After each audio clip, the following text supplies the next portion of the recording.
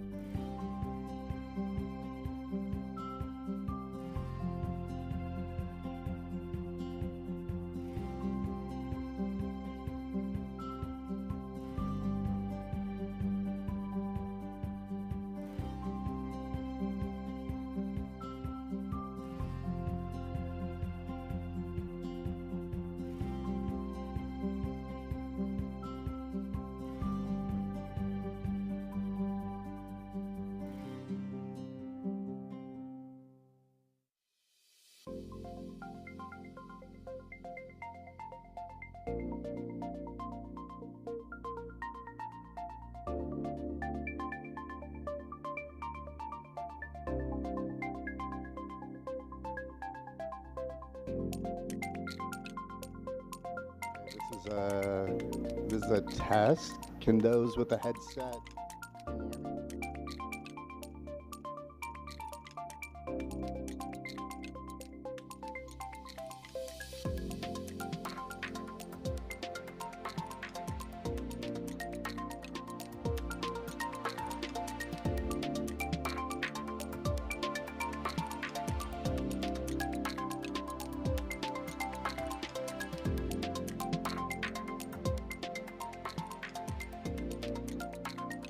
Can anyone hear me on their headset? Okay.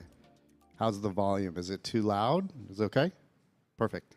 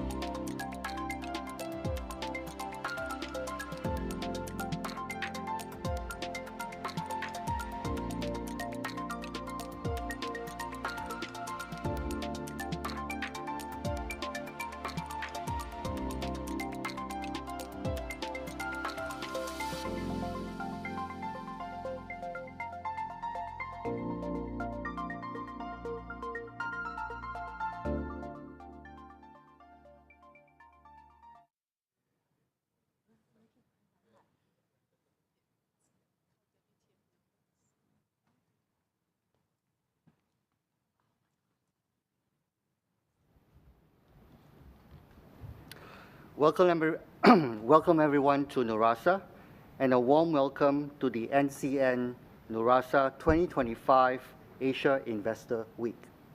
My name is Kam Seng, and I'm the Head of Finance at Nurasa. The team has spent a long time planning out this event, and we are so excited to get you in and to showcase the presenting companies in today's lineup. We encourage all of you and the investors in the room to please get to know them throughout the day and during the coffee breaks we have planned out. They are all an innovative bunch of people and a very interesting and inspiring group of people with really fresh ideas. Today's event is also a milestone for Nurasa, as it is the official launch of the Nurasa Investment Network.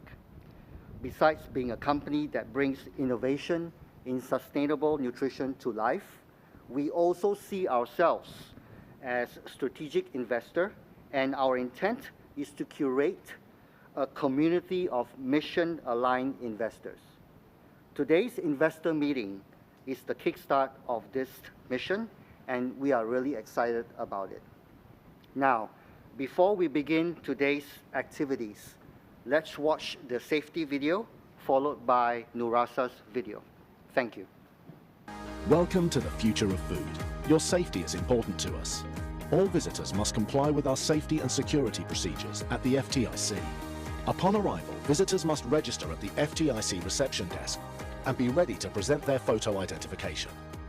All visitors will then be required to watch this safety video. Visitors must refrain from taking photos and videos during their visit. Should you wish to take any photos or videos, kindly refer to our FTIC staff for the areas where photos or videos can be authorized. Prior to entering the FTIC's labs and food production areas, visitors must first proceed to the gowning room. Visitors will then be provided with the following mandatory personal protective equipment.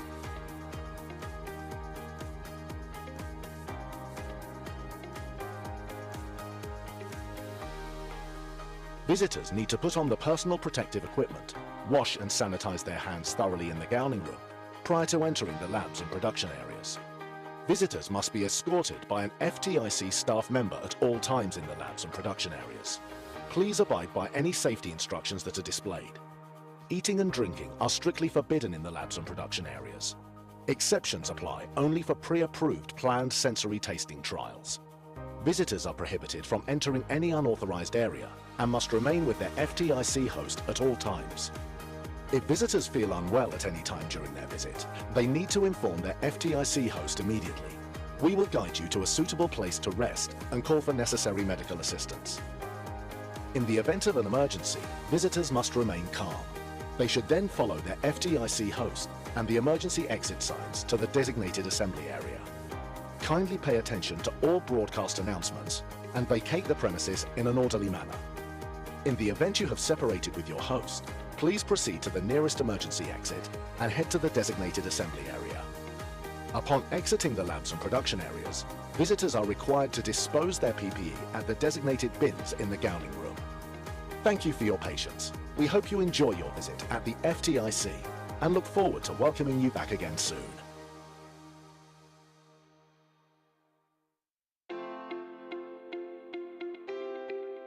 Nurasa's mission is to accelerate the adoption of appealing and affordable nutrition solutions for the world.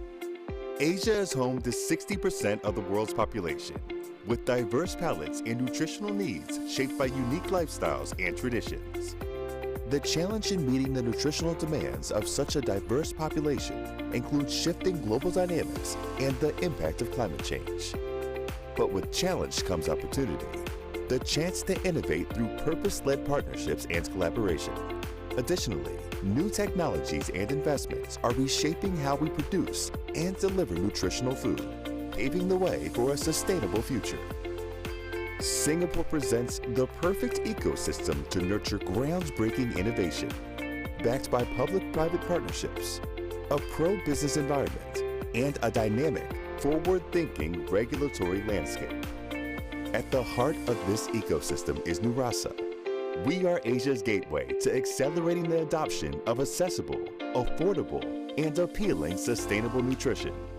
Through our open innovation platform, which includes the Singapore Springboard and the New Food Concept Studio, we empower startups and corporates alike to expand their businesses by fostering public-private partnerships, leveraging Nurasa's infrastructure and deep expertise, and tapping into our ecosystem networks and strategic investments in ingredient technology.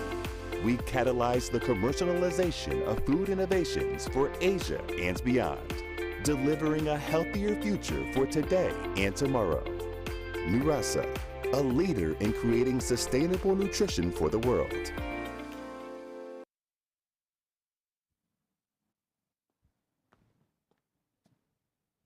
Hello, my name is Jennifer Pfeiffer, and I am with Nutrition Capital Network out of the US. Welcome all of you to the Nurasa NCN meeting today. We're very happy to be here. Thank you to our hosts for having us. Sorry, I forgot the clicker. This is the Wi-Fi information and guest password. Does everybody have this? Anybody still need it? I'll leave it up there for a second. It looks like there's a few people that are grabbing it. Everybody good? Raise your hand if you still need it. Okay, I'll leave it for another minute.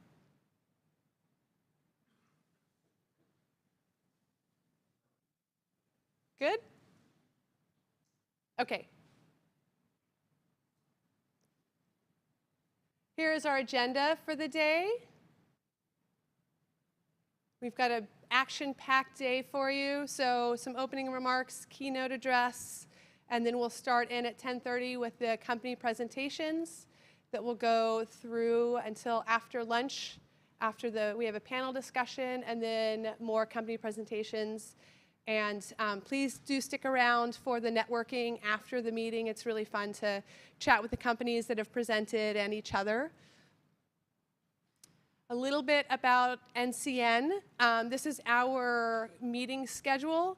So if any of you happen to be in the area for any of the trade shows, we have our meeting, our 2025 meeting kickoff today in Singapore.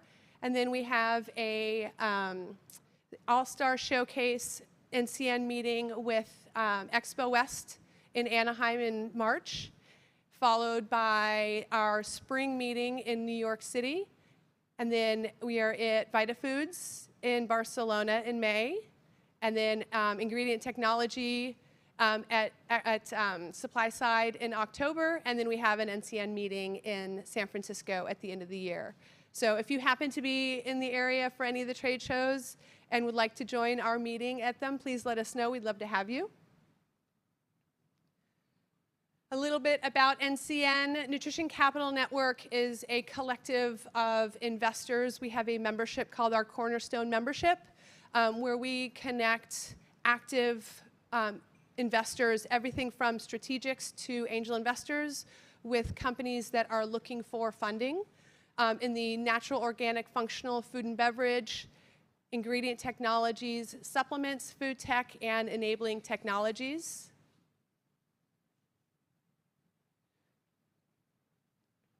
Our ecosystem consists of the selection committee. Those are industry experts, veterans in the industry. They help us vet and mentor the companies that you'll see today.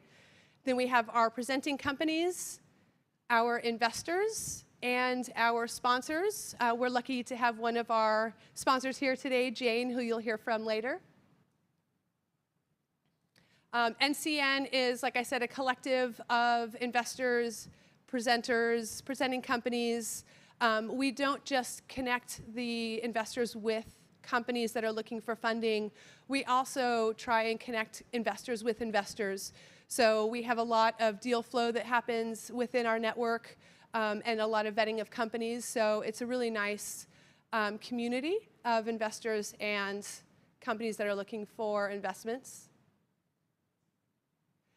Does everybody here have Swap Card? This is the platform that we use. You should have received an email for access to the platform. You'll find the book, the meeting book today that has all of the presenting company business plans. We will add, we're videoing the meeting today, so we will add the video and the entire deck to the platform, and it will be available next week. We'll email you when it is up on the site. But it's a great way to connect with the companies that are presenting and each other. Everybody's information is also included, so if you meet someone today and you want to follow up with them, you can find their information on the platform. And if for some reason you don't have access or you're having trouble accessing it, please let me know and I can help you get access to it. And like I said, we will be sending out the video and this deck as well. So this is a collective of our Nutrition Capital Network Cornerstone members. These are all the investors within our network. And these are our sponsors for 2025. Whipstitch Capital is our title sponsor. We also have AIDP, McCormick Bona, the No Agency. Jane is here today from the No Agency. Pure Branding, Creative Alignments, Foster Garvey, NIQ, Specialty Nutrition, Davis Wright. Front Row, People Science is our new sponsor for 2025. Spins, FlowSpace, Heffernan Insurance, and PLT. So thanks to all of our sponsors. And with that, I'm going to hand it over to Mike.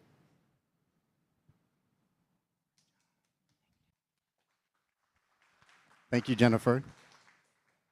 So Nutrition Capital Network, I wanted to put this slide up here. So Nutrition Capital Network, it was an independent company and it was acquired by New Hope. New Hope also puts on Natural Products Expo West, which is the largest natural and organic trade show in the world. It also, what also falls within Informa is Supply Side West. That is also the largest functional ingredients for functional foods, supplements, personal care, and so we're part of this family, which is wonderful. We do have really big events, and then we have smaller, more intimate events. This one is the MBJ Summit. It was started in 1997, and it's still thriving today. It's annually held in Southern California. Jane Phelps is a regular attendee. Wonderful networking, and it's the top CEOs and industry executives in the nutrition industry. Just want to give a glimpse of our selection committee. It was through one of our selection committee members that I got to know Narasa and the Narasa team and why we are here today. These selection committee members help suggest companies that should pitch at NCN. They also help mentor companies and select companies. So through our events, we track the companies that have come through, and we see an approximate 44% success rate. So companies that have come through that have raised capital, either as a direct or indirect result of participating. Here are some sample transactions of the last couple years. Again, a mix of brands, ingredients, and some of them are international, some of them are more local to the US market, but it's a nice wide range of companies. Through our membership, we have databases of transactions, but also information tracking the companies that have come through NCN, and we have that through Excel and Power BI.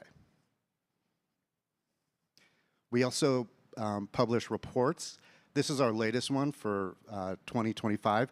I'll just give everybody a minute to take a look at this. It's going to be released in the next week or two.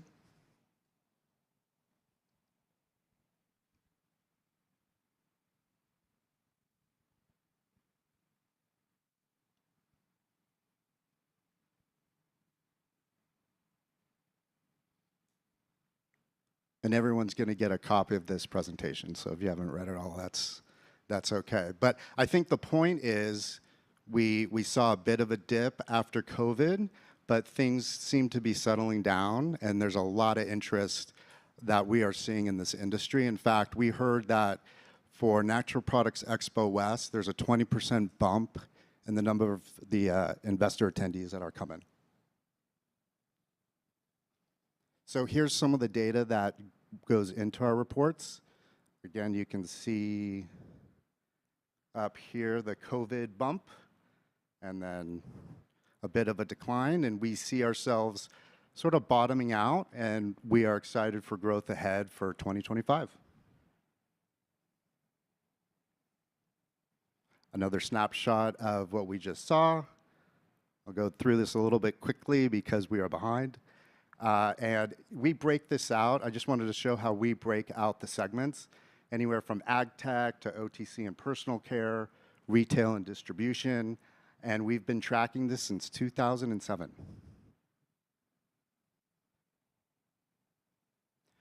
And an interesting note here. So the total of the top 10 natural and organic food and beverage, it's a lot higher than 2023.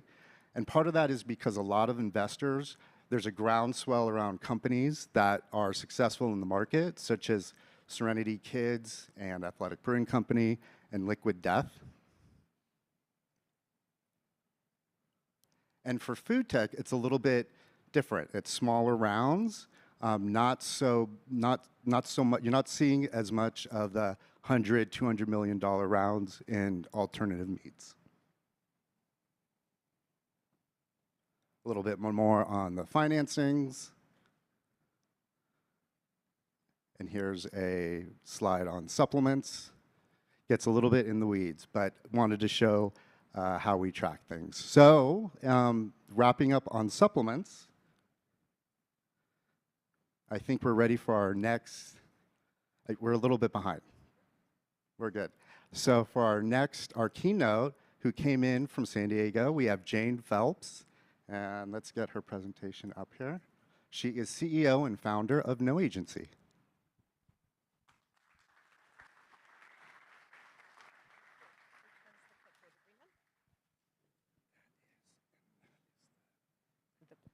I'm not going to use the pointer. Can I use this instead of that? You guys can still hear me? Perfect. Okay. Hello. Hi there. So I'm Jane. Boy, I've been doing Google for 20 years, and for the last 15 years, I've been teaching Google and helping clients get onto the top of Google. So I have 15 minutes to give you guys 15 years worth of information on how to do better on Google. So as you can see, I started No Agency back in 2010, and our first client was in the supplement industry. And boy, there's a lot of things to talk about with that, so we're just going to jump in. So we're going to start with the basics. Google looks at any health and supplement company, so that would mean if you're food, if you're a supplement, it's called YMYL, anything, your money, your life. Google looks at your website completely different, and you have to follow rules. So in the US, we have the FDA. Here, I was learning from Hanno, there's something different here. Yes, that you have to follow as well. Well, Google has rules. We know the rules. So I'm going to try and help you guys navigate these rules. So we talked about YMYL. That is your money, your life. Really interesting. Many years ago, you could go onto Google and say, did the Holocaust happen? And the answer was no. And that was because websites were so well optimized for negative information that they were showing up on top of Google. So they said, we have to change this. We have to do anything, your money, your life, anything that affects you personally, we have to put a different lens on. So what they do is they look for what's called EEAT. They're looking for experience, expertise, authoritativeness, and trust. And you can see examples there of what that means on your website. So 81% of shoppers look online before they buy anything, and that's from Think with Google. Even with your B2B companies, 75% of that traffic comes from organic and paid search combined. So really, you have to be on Google. I know there's a lot of other things happening, but you have to be on Google for where people are starting their search. All right, so here are some basics. Because it's your primary platform, we need to have a Google strategy to make sure you're visible. As you can tell, what I talk about here is really strategic rather than thought. It's all about data. So, first thing is your product pages. Are most of you investors here? A lot of you have product websites as well. Product? What product? Okay. There are things that Google looks at when they're looking at your product page, and these are important elements that you need to have on your website so that you can actually be found. So one of the things is called metadata, and that is something that you see on the top of your Google search bar and also in the pages. So that's called metadata, and it needs to be optimized for what people are searching for. What we're seeing is a lot of people optimize their website for their branded terms rather than for what people are searching for.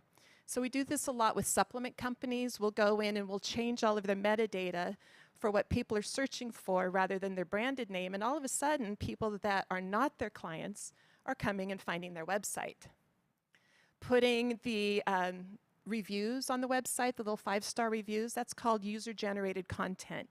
Google looks for that because that's important to them. It tells them that other people that are not paid for are actually looking at your product and agreeing that it's good. So you should have that on there.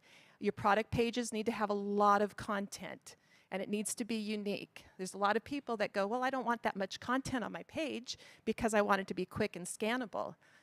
That's great, but Google needs that in-depth content to be able to demonstrate that you know what you're talking about. Make sure there's a return policy on your product pages. And we've found that even these little icons, and I'll show you an example on the next slide, that actually helps with not exactly Google, but we've noticed it helps with conversions.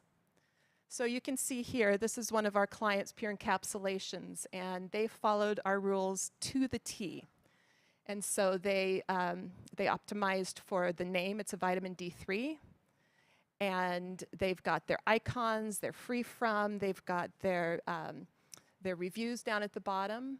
So this is a really great example of a good product page. The other thing that's important, everybody needs a blog on their website. What blogs do is it proves to Google that we have the knowledge, we know what we're talking about, and here are different in-depth studies or in-depth content on what we're talking about. It should be found in the main navigation of your website. It shouldn't be hidden. We should know exactly where the blog is. We're telling Google that it's important. In this type of content with Your Money, Your Life, Google says your content needs to be written by somebody that has the credentials to say what it is they're saying. So if you look at your blog, if it's written by staff or it's written by some random name, Google's not going to think that that's priority.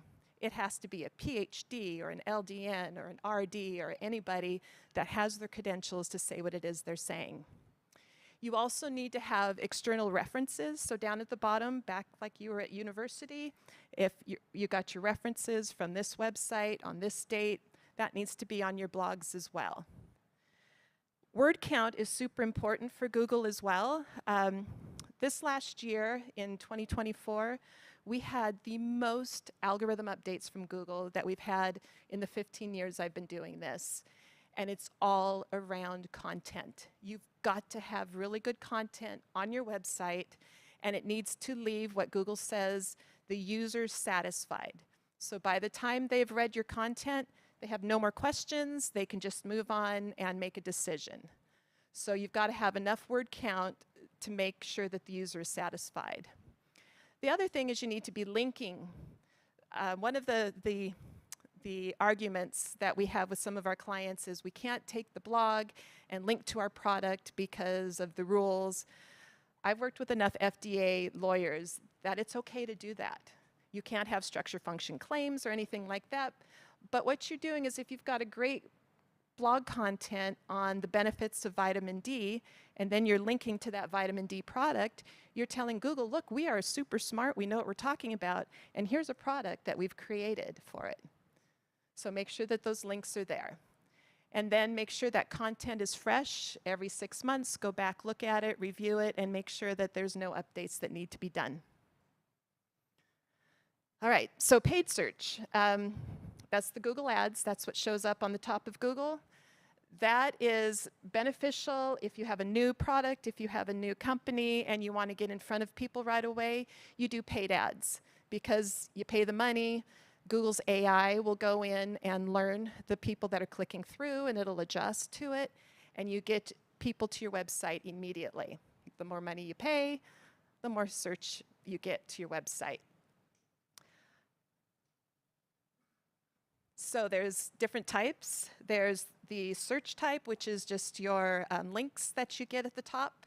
There's display, which is the little pictures that follow you all over the place. Video, so if you've got YouTube videos, we find that that's actually really helpful.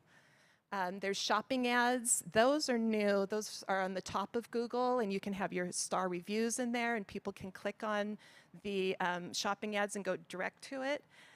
That is really, really important right now, and we're getting a lot of conversions doing that. And then Performance Max is ads where it just takes a little bit of everything. And that's what they all look like. All right, so case studies. Like I said, we had a supplement brand, they had a practitioner brand, and they have a consumer brand. And we went and we started working with them. And their website was optimized for their product names rather than what people were searching for. So we went in and we optimized it all. We helped them with the content. We changed their authorship on that because it was written by a company team rather than somebody with credentials. And they were full of people with credentials. So that wasn't the problem. They just didn't know. For the practitioner brand, we got a 912% increase in revenue for them in a year by doing that, and a 411% increase in consumer brands. But as you can see in the little tiny chart there, the traffic for the consumer brand actually went down, but our revenue went up. So what was happening is we were actually getting people that were searching for their product and converting rather than the bad traffic that they were getting before. And then for SEM, there's a massive ingredient company in the States.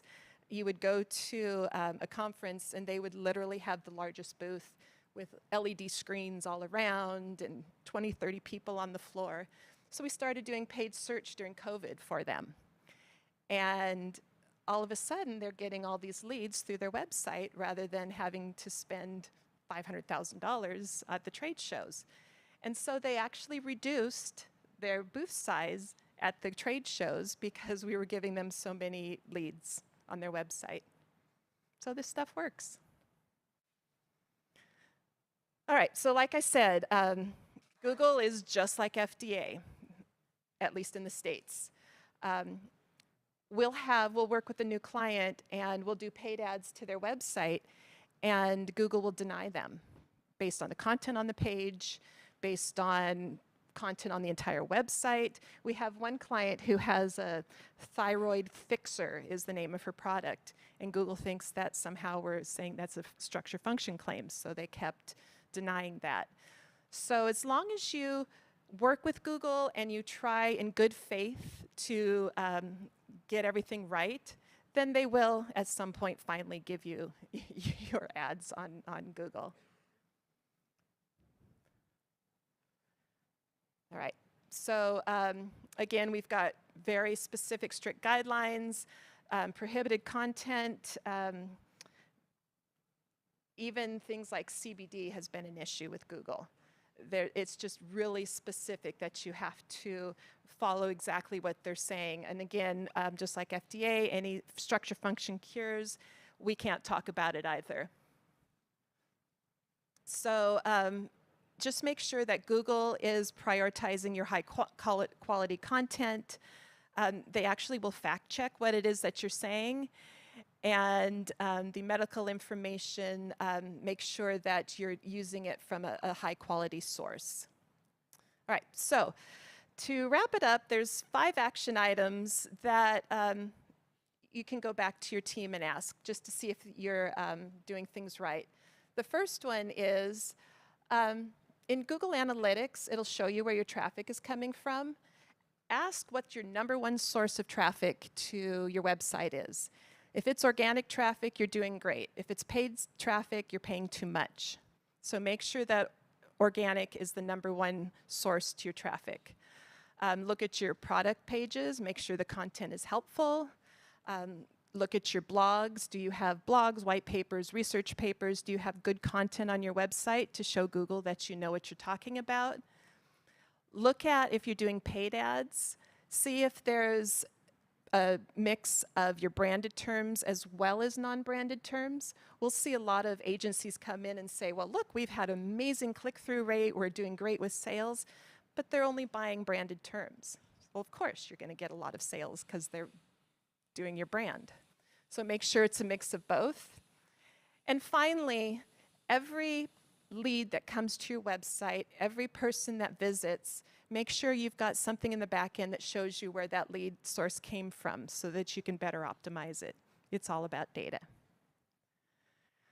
All right, so that's everything I know in 15 minutes. That is the QR code to my LinkedIn. If you guys want to connect with me, there's some good thought leadership there. And I'm happy to answer any questions online that you guys have. Thank you. Oh, sorry, we have a question. Yeah, I did. Good.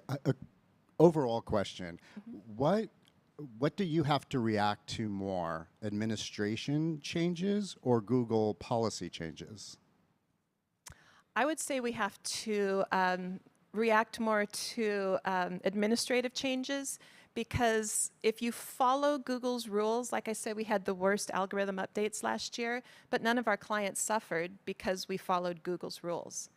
So Google's not going to go and have one rule at one point and do a 360 and change their rules. You just follow the rules and keep doing what's right. So it's more trying to convince the company that they're not doing right things. Okay, and I'm going to ask you another quick question. Well, really, it's just what's your hypothesis for the year? Because what we're hearing is the industry is feeling somewhat bullish this year and going forward with some of the administrative changes that have happened and who's been put in place. Yay. RFK Jr. is officially He's officially in. Yes. And I don't want to say he's anti-vax, but he's definitely pro-natural supplements. Yes. Do you agree with what we're hearing in the industry? Yes, I'm absolutely thrilled that RFK is now part of the administration, and I think a lot of the people in the industry are as well. Our agency has had more clients than we've ever had, and I think it's because people know that something good is happening and they want to be in the forefront to be able to be there when people are searching for what RFK says we should have. And do you see any, and I don't want to go too much more into policy, but are there any, do you think there's, and I agree with you, do you think there's any backlash on maybe too loose of some policies? Maybe not from him, but you know, there's a term called snake oil supplement or snake oil. So instead of, you know, selling really good products, do you think there's a risk of that, of just being a little bit too loose with policies? Because everything is so regulated between Google and between FDA, I would find it really hard for snake oil people to come in and try and get something past all of the regulations that are out there. As a snake oil person, and sometimes we'll watch on TV and there's supplement ads on TV that are saying things that are just cringeworthy because we know you're not supposed to be saying that. But there is no way that these guys are going to be able to say things that can get by all the rules and regulations out there. Google will shut them down. Good, some good guardrails. Good guardrails. Amazon, on the other hand, that's a whole different story. But Okay. I won't go there. Good. Right. Anybody else? Any other have questions? questions for Jane? Nope. Right. Thank you very much. Thank you so much.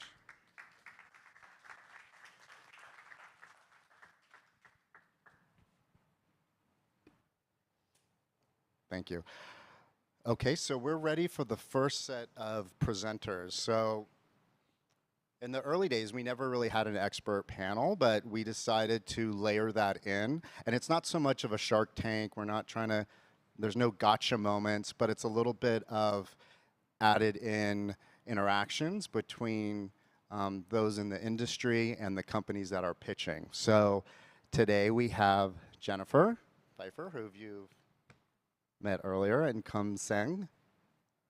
They'll be here to ask questions of the presenters. So the first company up today is Ken Park from Pico Entech.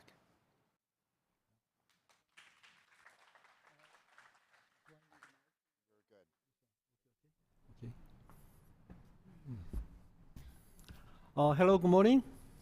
I'm Ken Park at Pico Entech. I'm very glad to be here to introduce Pico Entech today. Pico Entech is a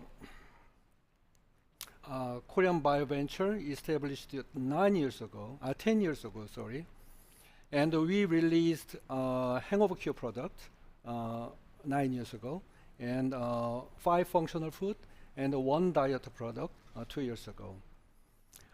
We got a patent in the United States and 5 patents in Korea. I'm very proud to say that Pico Entech is the only company that have successfully commercialized ALDH enzyme. Then I would like to share why ALDH enzyme is so important to human body. ALDH enzyme is an enzyme that in our body that removes toxic aldehyde. Aldehyde causes a lot of problems, health problems, such as hangover, neurodegenerative diseases, and metabolic disorders, etc. Actually, for living things, there is no way to avoid it, actually. So, especially the aldehyde comes from the external and the internal factors. Internal factors such as glycoxidation,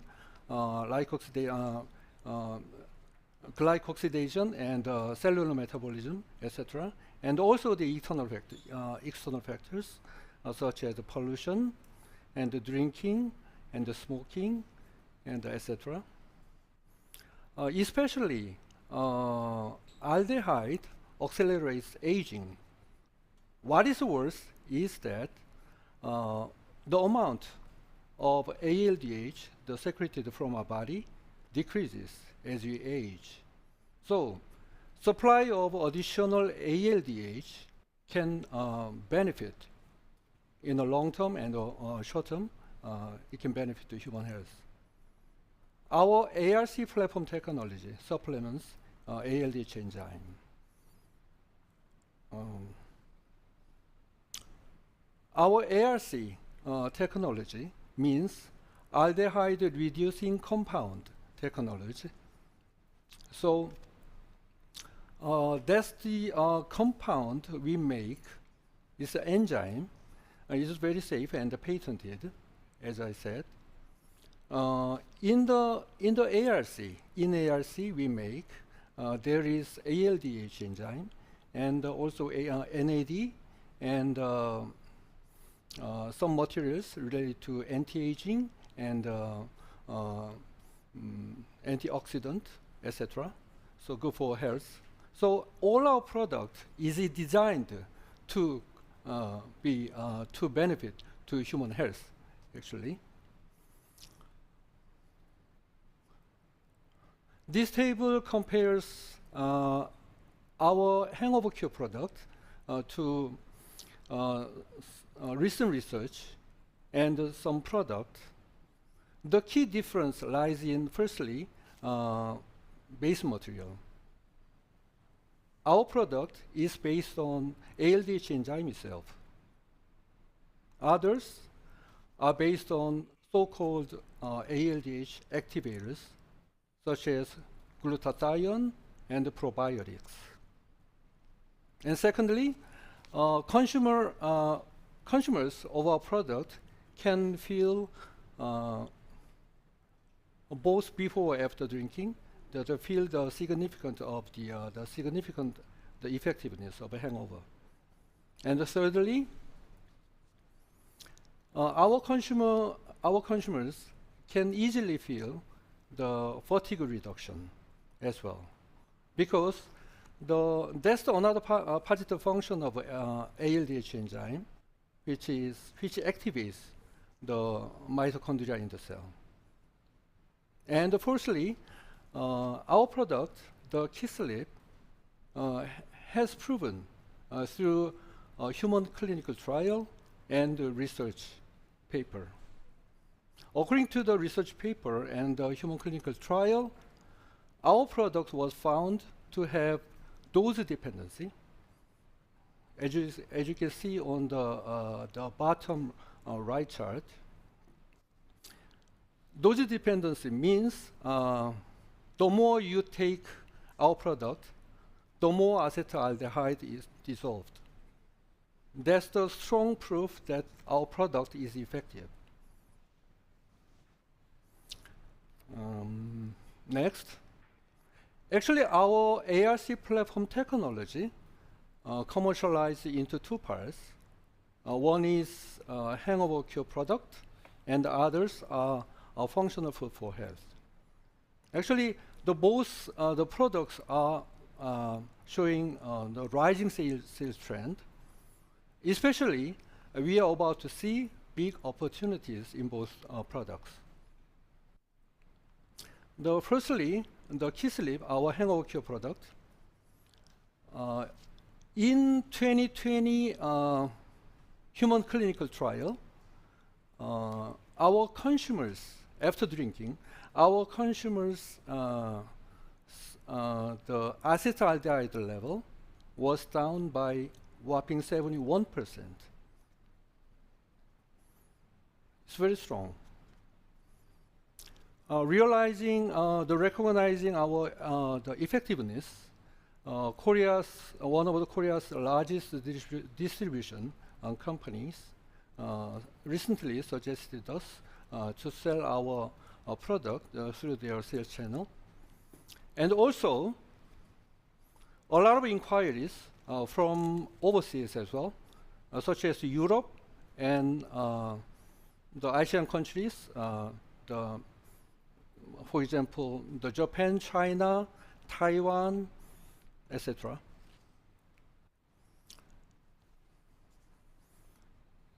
And turning over to our new product, Picozyme ET.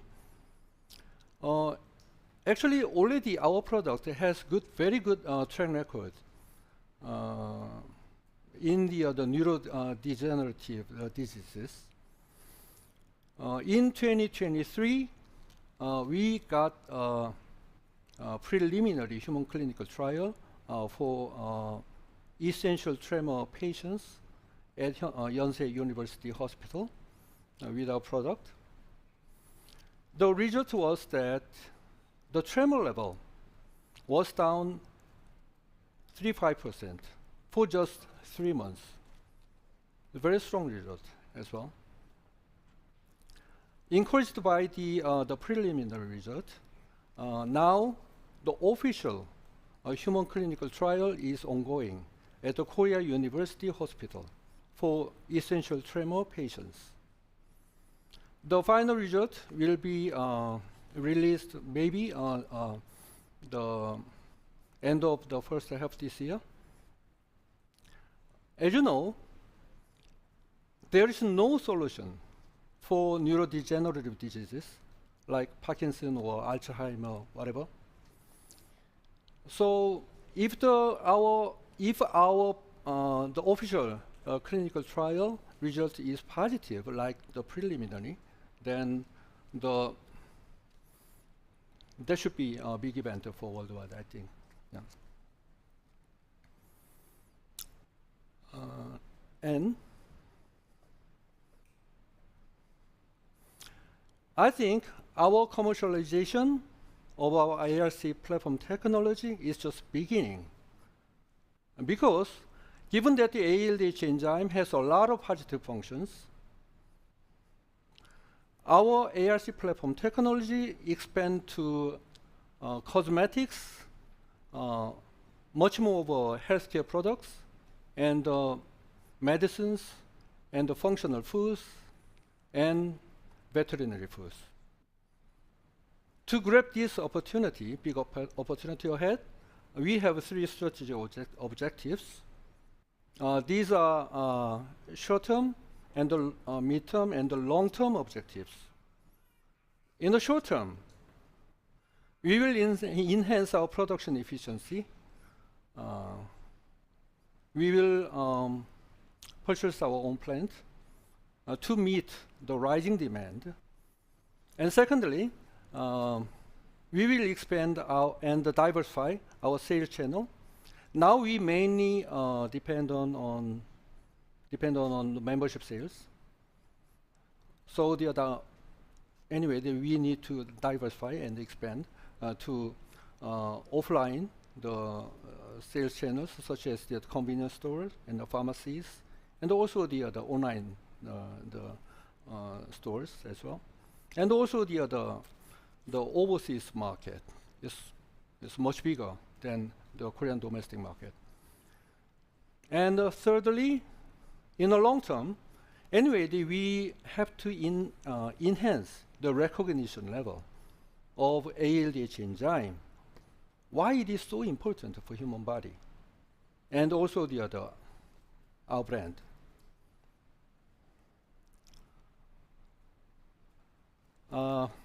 Let's talk about financials. From 2023, our sales turnover dramatically. In that year, 2 years ago, actually we released functional food for health in Korean market. That year, our sales growth was more than 300%.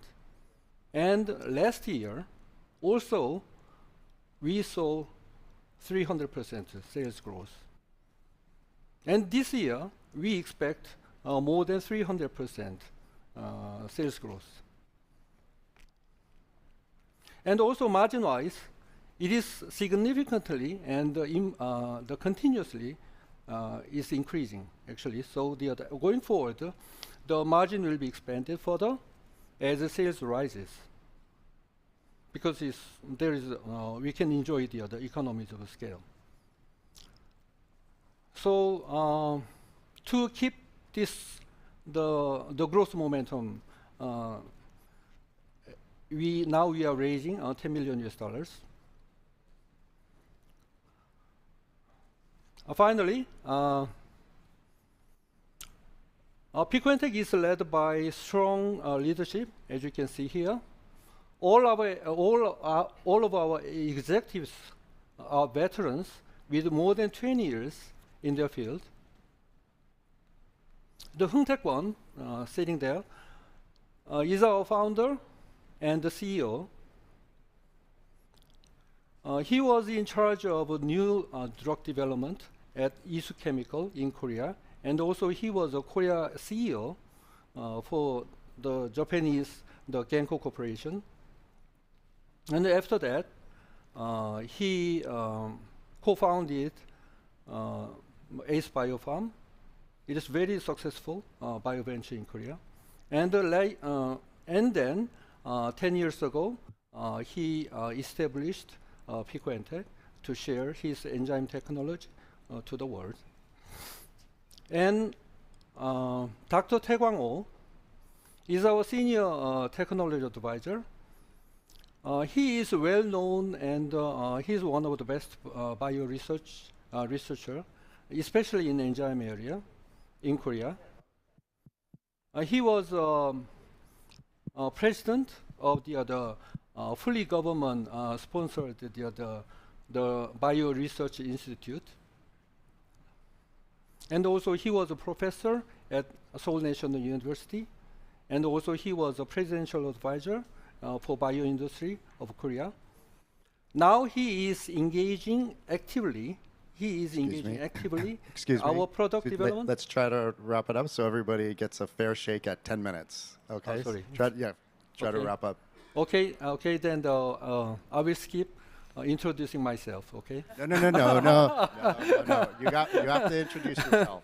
You have to introduce yourself. No, that's okay. Okay. Okay, if you have any question, please raise your hand. Yeah.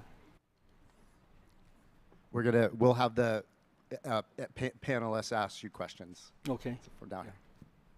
Thank you, Ken, for your introduction. Thank you. Quite an exciting product, promising results, as you said.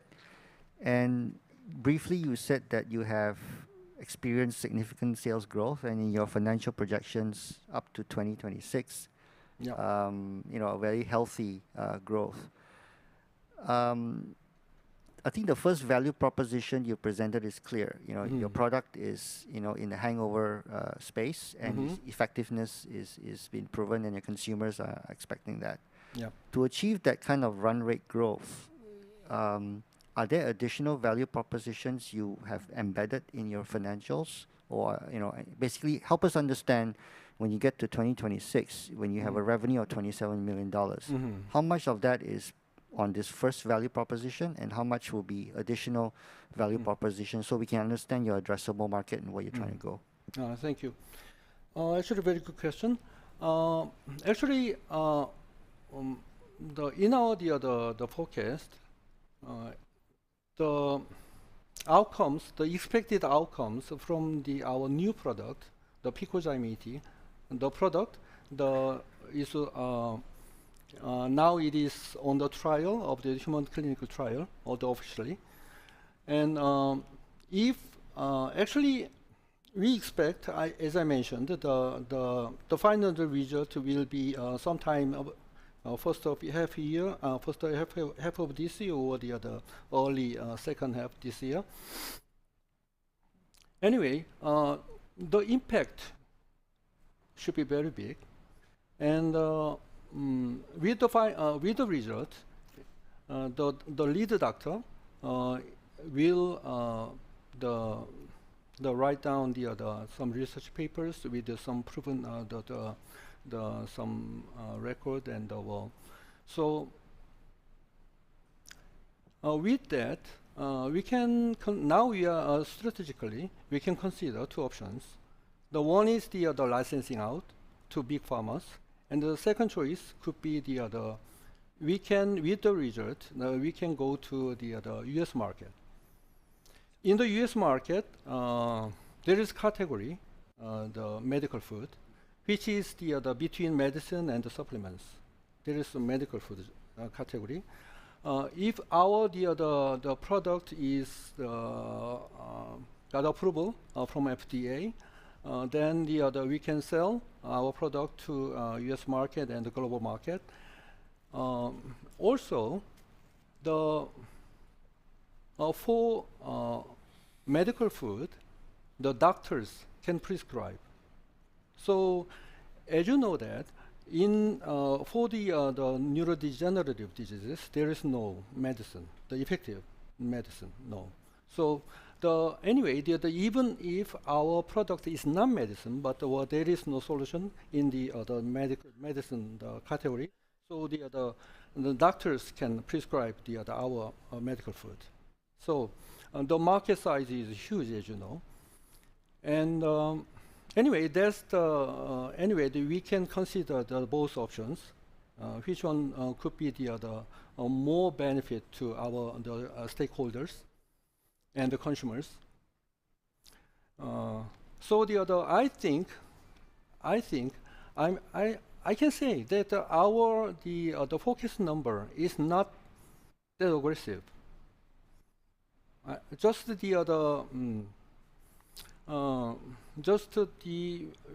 actually for the last 2 years we have seen 300% growth in sales, and we expect that in the number, right? So I can say that maybe and probably we can do more than we expect, actually, I think.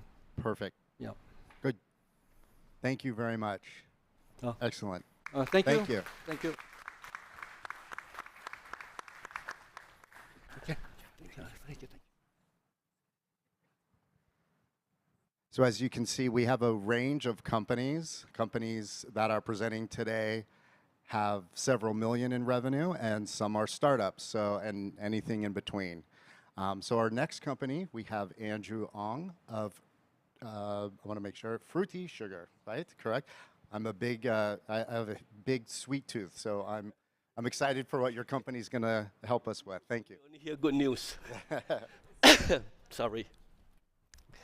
Good afternoon or good morning. Okay, I'm Andrew from Fruity Sugar. I'm the founder and CEO of the company. Our mission is very simple, to make allulose affordable and widely available. Now, 30 years ago, the world diabetes population is only about 3.5%. Today, it has risen to 10%. And now we all know that it is because of the overconsumption of sugar. Now, while we know this, yet sugar is still widely available. It's because sugar not only provides sweet, but it has a function in all the food that we are eating. So it's not so easy to remove them by just replacing them with artificial sweetener. And that is where the problem why you still have the chance to encounter this white sugar. Now, allulose is very interesting because it is by itself natural. It's found in fig, in wheat, and it tastes like sugar and it works like sugar. Now, the only problem is that allulose is very expensive to produce because it is, we call it a rare sugar. It is it only occur in a very tiny amount in all this food. So we have to biosynthesize it, and it is an expensive process presently. And that's where we come in the picture. That allulose is popular, as you can start to see it in quite a few big plants, and especially like to highlight that in Korea, last year they quadrupled their production because they have sense that it is a wide reception of this particular ingredient. And knowing that the cost is the issue, startups like Benumus and Ambrosia Bio is looking at how to reduce the cost by improving the enzyme. So we are in a community here where we are very comfortable to talk about such things. And you can understand that the enzyme is a big part of the cost of production. And this is generally how most people would try to reduce the cost of allulose. While in this case here, Fruity Sugar is different. So instead of working on just on the enzyme itself, which is important, we have implemented a change in that all allulose, to produce it, you have to have an enzymatic process to convert fructose to allulose. But you don't get 100% conversion. So there's this work that is done to filter them away or separate them. So this is the part where it becomes very tedious and very expensive. So our technology is, instead of separating, we removed the unwanted sugar by using microorganisms to eat up the unwanted fructose and glucose, leaving behind only the allulose. This is the key part of our patent. And to better describe it, I put it in this chart whereby in the existing setup, where now the earlier many manufacturers are doing, you have that material cost and the process cost, and you only produce allulose and a lot of waste stream. But with our process, we not only produce allulose, but we also generate lactic acid and probiotic, which are actually valuable byproducts. So it's very easy to tell now that vis-a-vis the existing production process, we will definitely be very cost effective. And to be sure that we are not just talking theory, we are very lucky to have a grant from Enterprise Singapore, who happen to have a staff sitting there, to help us with a proof of concept project. And we are able to therefore demonstrate concretely that this idea actually works, in that by using a fermentation system and then further separation, or clarification process, we are able to achieve a very high purity of allulose. And in case people worry that there's too much of this byproduct that is produced, you can see that probiotic is also getting very popular. In fact, I wasn't too aware of it, but there are a lot of people who eat probiotic to get rid of the eczema for their children. So this is a good news to us, because we will be producing quite a lot of probiotic in the process of making the allulose. And the other thing that we have in the byproduct is lactic acid. Of course, there are many uses of lactic acid, but primarily I am looking at the conversion of lactic acid into bioplastics. And now that we have a guy who we prefer to use a plastic straw, I think we are also in a good place now. So in order to get the allulose into the market, while it is FDA approved in the US, and probably very popular in Korea, in this part of the world, many people do not know about allulose. So on my part, what I do is we then engage partners, and I'm lucky to have met up with Kitocha. He himself is a keto guy, and he is have tried many kind of sugar substitute, and finally decided that allulose is the right kind of ingredient to use to make ice cream. Now, this is important example because it is very, very difficult to replace sugar. And by this example, I'm able to convince that, and very easy to convince food and beverage manufacturers to switch over to use allulose without fearing that they may lose or add additional taste into their product. I myself have gone ahead and make jam using allulose as a part of the process of introducing this end product to the market. Because diabetes is indeed a very serious problem, we think it's very important to have a lot of things planned out as boldly as possible, to the extent that we are even looking towards the end about 800-ton production in the very short span of 2-3 years. And by the time that we can reach this scale, we should be able to show that our solution is very profitable and self-sustaining. By the way, presently we have done our POC with the picture that's shown, so everything is very clear. I'm only looking for this 2 million to be able to kickstart and do it in a bigger scale. Myself, I depend on a lot of help from Dr. Cho. He is the inventor, and he's now part of the company. Dr. Cheng himself is also very familiar with microbiology's matter. But more importantly, I'd like to show that we have a lot of collaboration going on with polytechnics and A-stars. So for example, our enzyme is developed in collaboration with A-star. So we have the enzyme and also the whole filtration, or rather the separation process within the company. And the recent one, that Republic Poly even got a grant from the Ministry of Education to improve the taste and use of the allulose. So this is how I see that the fund would be needed for, in principle, to prepare ourselves to build a 10-ton plant to start with. And finally, I hope one way or the other you can join me knowing what we want to do in terms of dealing with diabetes to come and help me moving this forward. Thank you very much. Any questions? Yeah, and I just want to add ice cream tastes great. And also in your presentation, you mentioned Bonumos. Yes. You're in good company, so they presented at NCN and found an investor within our network. So, Okay, that's so I good think news. it looks good for you. That's good news. That's good news. Yeah, so let's move to our panel.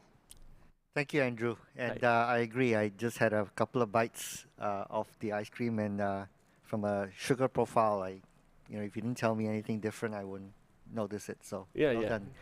done. We spoke briefly before the event, but I think one of your key drivers of your success of your business is staying competitive to white sugar. Yeah. That's your Yeah, marker we have to. from a pricing perspective, and you've some level of confidence in your technology that you can get there. Mm. I guess my question is that do you have more to go, and where are you in this optimization of costs? Okay. And share with us your ideas of getting to a place where you feel very confident you can be very competitive at that level. Yeah, so we go back to a bit to the fact that we have byproducts, the lactic acid, and then the probiotics. We have also the expertise within our company to purify the probiotics, to purify the lactic acid. So if we could purify to farmer grade, for example, it costs way much more than allulose per ton we produce. So in a way, we have this aggregate of income from our byproducts. Probiotics, as we all know, can be very valuable. So in that way, we are able to help depress the price of the allulose. As correctly said, sugar is $1 a kilo. So for people to switch out of sugar, for a start even, we must be able to offer a very competitive price towards the end effect of working on curbing diabetes. Thank you very much. Great presentation. Thank you. And the ice cream is delicious. Oh, thank you. That's good. I'm curious.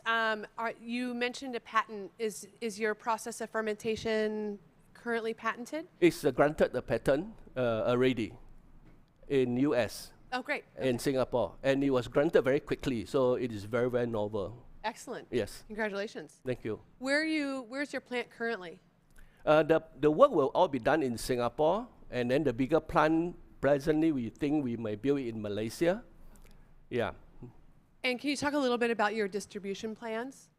Okay, so we are more as an ingredient manufacturer, so we will be looking at tying up with hopefully a person like Coca-Cola or even our local beverage manufacturer to supply them our products. So if can, then B2B may be sufficient. But then we do have our byproducts which we didn't have to offtake, so bigger plants may just take our byproducts, like the lactic acid or the probiotic, to make their end products.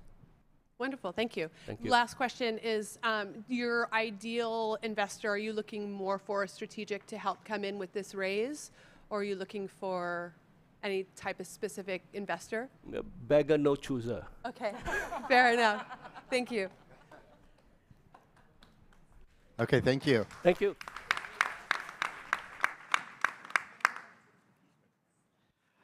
So I had the pleasure of, I mentored several of the companies that are presenting today, but I had the pleasure of mentoring this company in from South Korea. Company's name is, I want to make sure I get it correct, Shinsung Bio Farm. And here presenting is Mira Song, and she's also going to have with her an interpreter. So, Mira.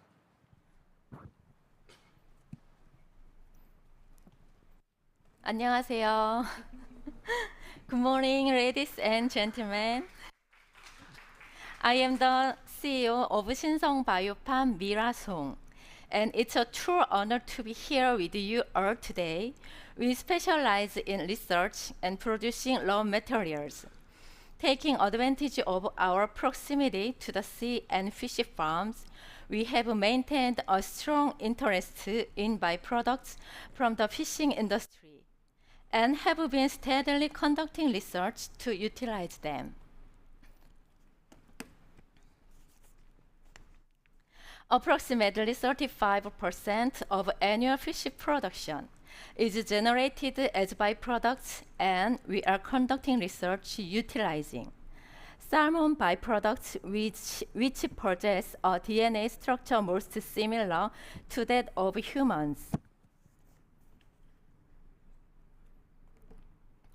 The utilization of aquatic byproducts has the potential to generate $15 million in added value annually in South Korea alone and save approximately $22.5 million in waste disposal costs, with even greater global cost savings possible, as demonstrated by a real-world example of single fish values increasing from $12 to as much as $5,000.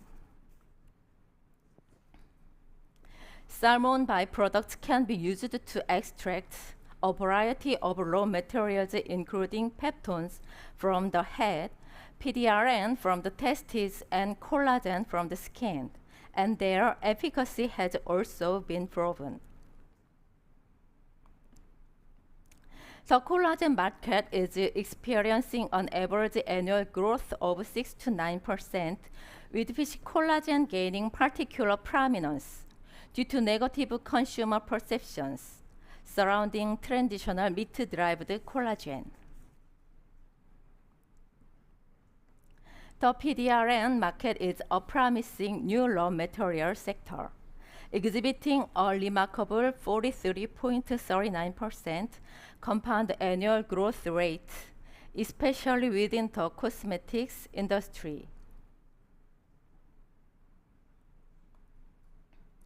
Shinsung Biopharm can leverage salmon byproducts to both overcome market challenges and establish a competitive price advantage within the PDRN sector. Conventional PDRN extraction used salmon testes. However, through our collagen research, we have successfully developed a technique to extract PDRN from byproducts as well. This development enables a 150-fold increase in PDRN extraction from 1.8 kilograms to 270 kilograms.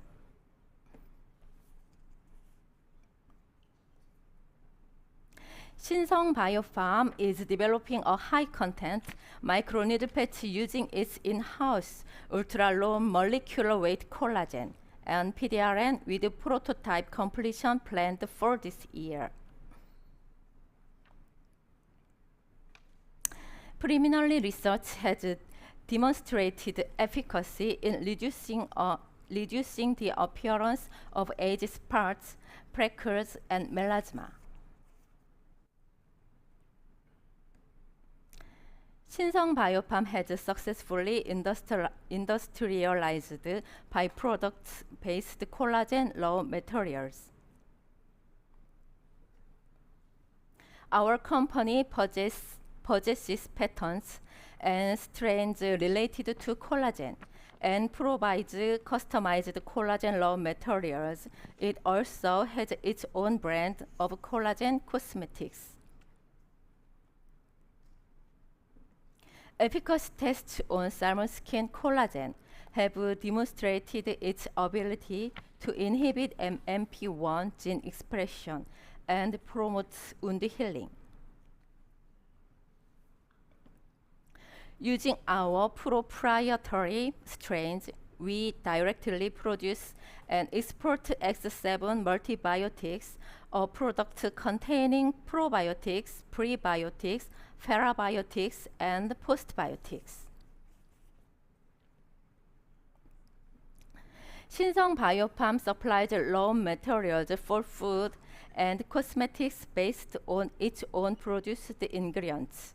The company also manufactures cosmetics and health functional foods using its raw materials, which it directly exports. All certification procedures for export have been complete, and the company is working to expand its presence in overseas markets.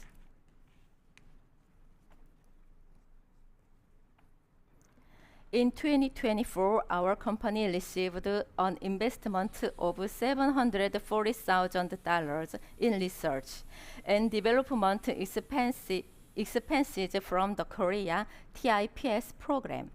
Furthermore, to achieve continued growth, we are working to secure price, competitiveness for raw materials and products through factory expansion and the establishment of our own production line. We are interested in attracting investment in this regard. In depending on the scale of the investment we can achieve various goals such as acquiring GMP certification. Attracting investment will create a foothold for even faster growth. These plans will enable us to generate revenue that significantly exceed our current operating income. Our company shareholders consist of 3 individuals, including 2 key research personnel and 1 key production personnel. We are focusing our sales efforts on overseas markets, with our sales activities centered around our overseas sales staff.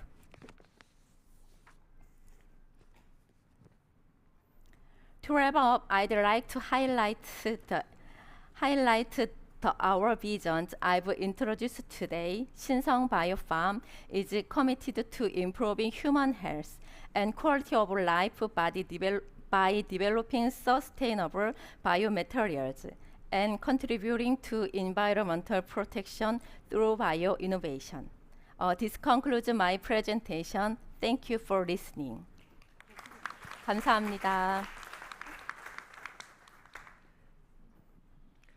Thank you for helping us, I guess, deal with food waste to a certain extent. So, and hence my question is more, you share with us your sales and go to market, but I want to focus more about how you source. As you scale, how are you going to rely on sourcing these salmon byproducts? Is that something you will rely on the existing ecosystem, or are you going to do something different? As you scale, you're going to get more challenges in sourcing these byproducts.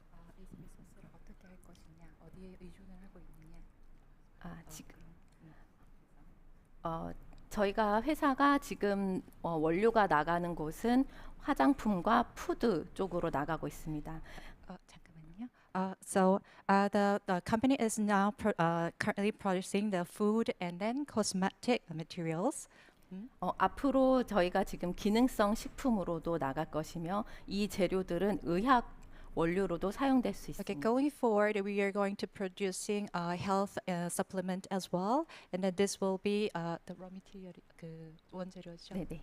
This raw material will be used for the medical uses as well.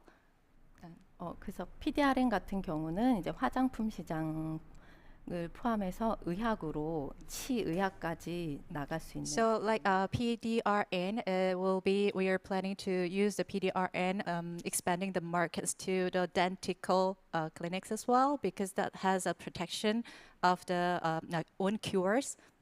So that's one of the markets. 하지만 지금 저희는 이 원료를 활용해서 저희 제품을 만들고 있습니다. However, we are using this material to make our own products right now. 홍보를 위해서 제품 원료가 이렇게 활용될 수 있다는 점을 이제 마케팅하기 위한 프로듀싱을 한 것입니다. So and we are producing this, coming here and giving a speech to expand the markets as well. 여기 리소스가. 네. So sorry, could you make a question? So you're asking about the resource, how to maintain the resource. Is that correct? Thank you for sharing. And I think I'm also looking at, as you scale your production and your sales of your products, your raw material, my understanding, is the salmon byproducts, one of your key raw materials. So as you scale, you need to have the ability to source these byproducts at scale. So help us understand as you scale and get bigger, how would you do that? 네. 네, 네. 아, 네. 한국에서 이제 노르웨이 다음으로 연어 생산량을 늘리기 위해서 To expand the market, I mean raising the, farming the fishes for the salmon in Korea. Actually, the government is planning to be about. Can I say that it's rank 2, follow Russia? So they are expanding the fish farms. So and the 그리고 강원도 province 자체가 그거를 네, 네, 하고 있습니다. So the province where the factory is belong, the province has planning to expand a fish farm to get the resource of salmon. 그리고 지금 현재로서는 and currently they have a resource from the big company, major company in Korea, which producing the tuna can, and they are farming the salmons and then she got the byproducts from them at this moment. Okay. Thank you for your presentation. Your English is great. Thank you. My question is a little bit similar. I'm curious, as you grow your distribution into other countries, will you be using the byproducts from the local countries, or will you be importing those? 네. 코리아에 있는 거를. Yeah, the products from Korea. Okay. So before closing, I'm sorry, she started learning English 3 months ago because for this speech. So please give her a big applause. Thank you so much. Thank you.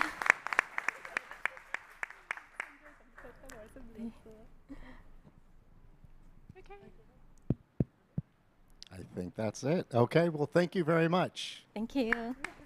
감사합니다. And I think that means we are time for a break. Is that right? And we'll be back in 10 minutes sharp. Andrew said we need to be back here in 10 minutes. So enjoy your break. Please get to know each other, and we'll see you in 10 minutes.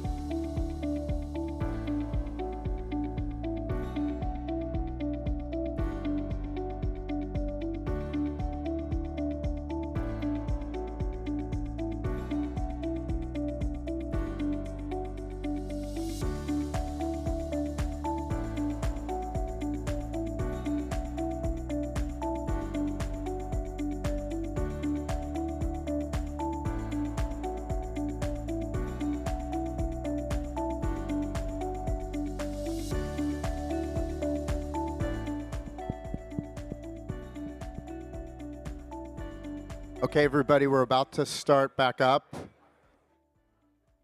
The next segment of the program will lead right into lunch. So the sooner we start, the sooner we can eat. So if everyone can come back and take a seat, we'll get started. Thank you.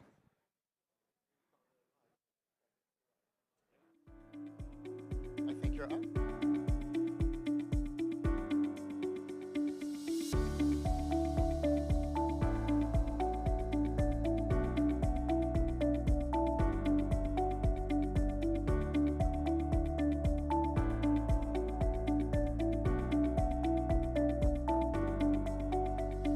Thank you for taking your seats.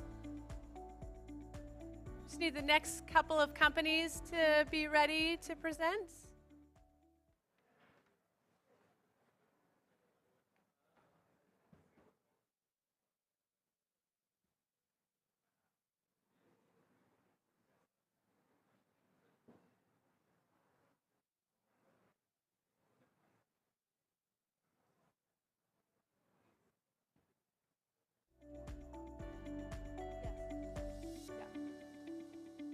Can we have Ala Farms and Wanda Fish up by the stage, please?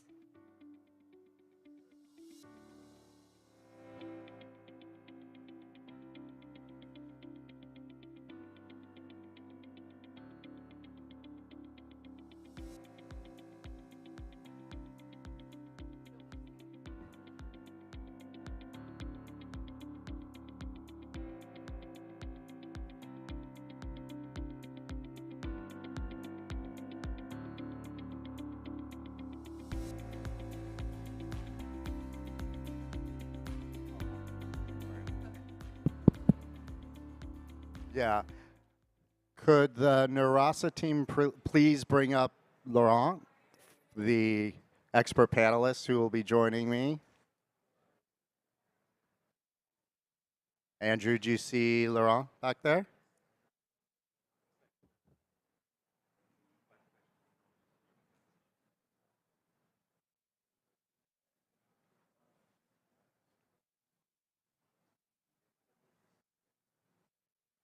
We'll start in just a minute. Okay, I see him coming. So I think we're ready for the next presenter. Hey, Mike, good to see you in person.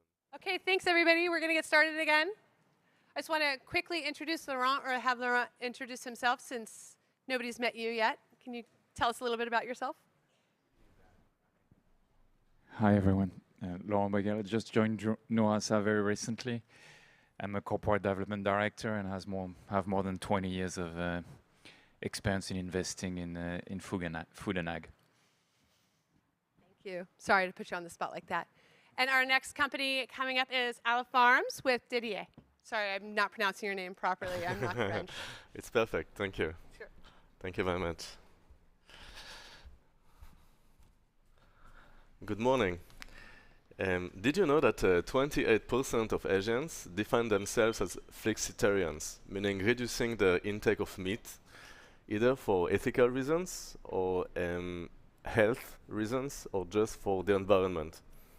Ala Farms is bringing to the market a new category of animal proteins, which is actually meeting this need for protein intake diversification. Our source of protein is healthy, is sustainable, and provides new experiences and a delicious taste. It's based on cells, which we source directly from animals. It's called cultivated meat, and it's part of what we call, in the wider term, cellular agriculture, meaning making animal products directly from growing cells of animals.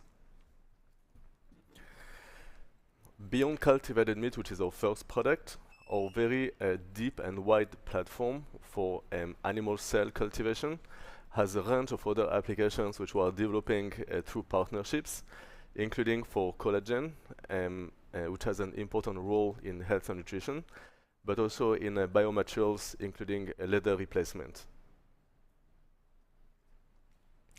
When talking about cultivated meat, we do see an increased demand for animal products, which is a huge market expected to grow to $1.4 trillion, from $1.4 trillion to $2.5 trillion by 2040. while the stress on natural resources, land, water, but also the scarcity of water, the extreme climate events, the drought, which we see in different parts of the world, the lack of skilled workforce, is making the production of meat more and more challenging. So we see on one hand the demand increasing, on the other hand, the ability to supply this demand and to meet this demand is going down, and this is a gap which is opening where we play a role in bridging. Ale Farms is a pioneer in this new category for cultivated meat. We're today the only company in the world which is cleared for cultivated beef meat, meaning using cow cells, but also the only company cleared with natural cells, which are not genetically engineered and not immortalized. The focus of the company is on high value and high impact products with a very strong emphasis on profitability and break even. We just achieved an astonishing additional 97% cost reduction since 2022. And we're currently implementing this improved optimized production process into our pilot facility. We were currently raising an extension of our prior round in order to launch this improved product, which will reach break-even profitability within 3 years. Ale Farms has invested a lot in de-risking its scale-up roadmap, both on the production front with an asset-light scale-up roadmap. I'll talk about that in a minute, which is intended to reduce the capex. The company will invest in expanding its production capacity. And we have today a few agreements with industrial partners to externalize large part of our production. But also on the demand front, we signed 4 new commercial agreements in 2024 last year, 2 in Asia, 1 in Israel, which is our home country, and 1 in Europe with our partner Migros. The company is supported by top-notch investors, including 2 sovereign wealth funds, Temasek in Singapore and ADQ in Abu Dhabi. We're also supported by the state of Israel, meaning 3 states are supporting us, primarily from the angle of food security. One of the benefits of cellular agriculture, making food from cells, is that we can diversify but also decentralize the production of food and better distribute the production of cultivated meat. We're also supported by 6 corporate partners, including the largest food company in the world, Cargill in the US, which is also the largest US private company. In Asia, we work very closely with the Mitsubishi Corporation, Thai Union and CJ. Leonardo DiCaprio and a couple of celebrities are also part of our investors. The product we intend to launch is really intended to fill this unmet need for flexitarians. We focus on beef, which is a higher end and a more appealing product than what our competitors are doing. Our main competitors are focusing on chicken and processed foods like processed chicken nuggets. We're also the only company in the world today which is able to deliver the experience of a cut, of a whole piece of meat, with the bite and the texture which replicates a thin cut for the first product. We're also working on a thicker version which we will launch in the US in the next couple of years. And as I said, our competitors use either gene-edited cells or gene-modified or immortalized cell lines. We don't do that.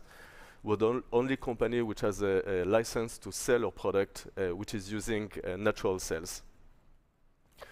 Our initial focus is on Asia, starting with Southeast Asia and then expanding into Eastern Asia, like such as Japan and South Korea. We also filed our regulatory applications in the UK and in Switzerland. This is actually a chef workshop which we have performed at Nurasa, just in the kitchen behind you. We're working with Nurasa on localizing our product and make sure that it fits into the different food cultures. We're also looking at potentially setting up here some innovation and research capabilities following this fundraising. As I said, we have today 4 commercial agreements, which are term sheets or MOUs, which we intend to transform into longer-term off-take agreements following our launch in those countries. We're also working with leading chefs which have a global chains of restaurants. Aleph Farms is currently moving from its stage 1 of its scale-up roadmap into its stage 2, meaning moving its production process to external facilities. And as I said before, with the goal to externalize our production and to grow based on a asset-light strategy.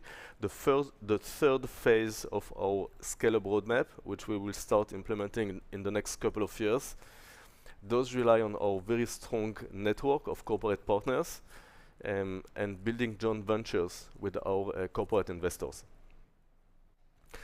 Our production relies on very advanced technology, including the application of AI to optimize our production process.